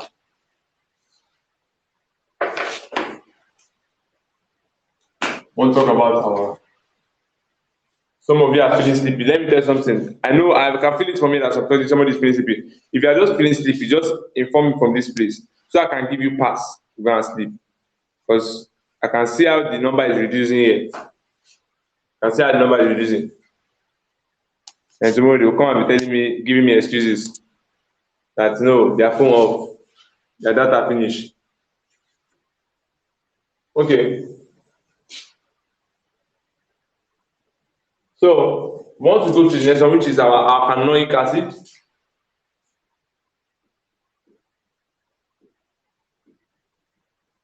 Alkanoic, also known as carboxylic acid.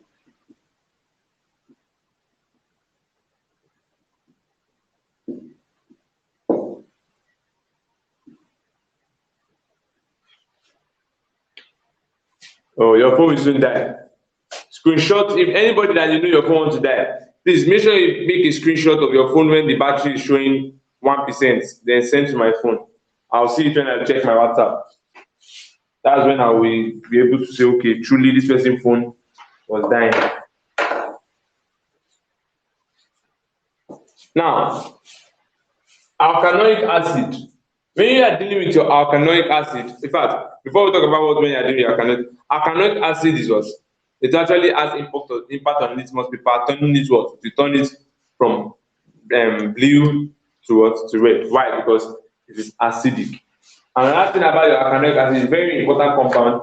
I get it now. It's a very important compound that you use basically for the formation of alkanoids. You know, remember for the alkanoid there will be a reaction that will occur between the alkanoic acid and the carboxylic acid, which is your alkanoic acid. You get to form an ester, and that ester is also referred to as what? It's also referred to as your alkanoids.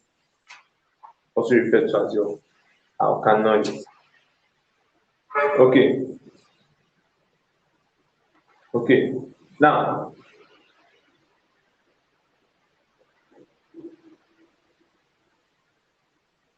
of course, your carboxylic acid, they have a formula of COOH.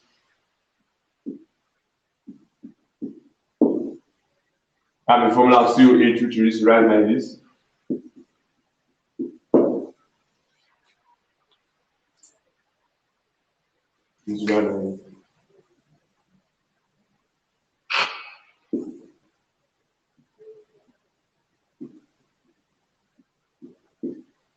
Now, I gave you guys an assignment previously, and I'm going to give you another assignment presently.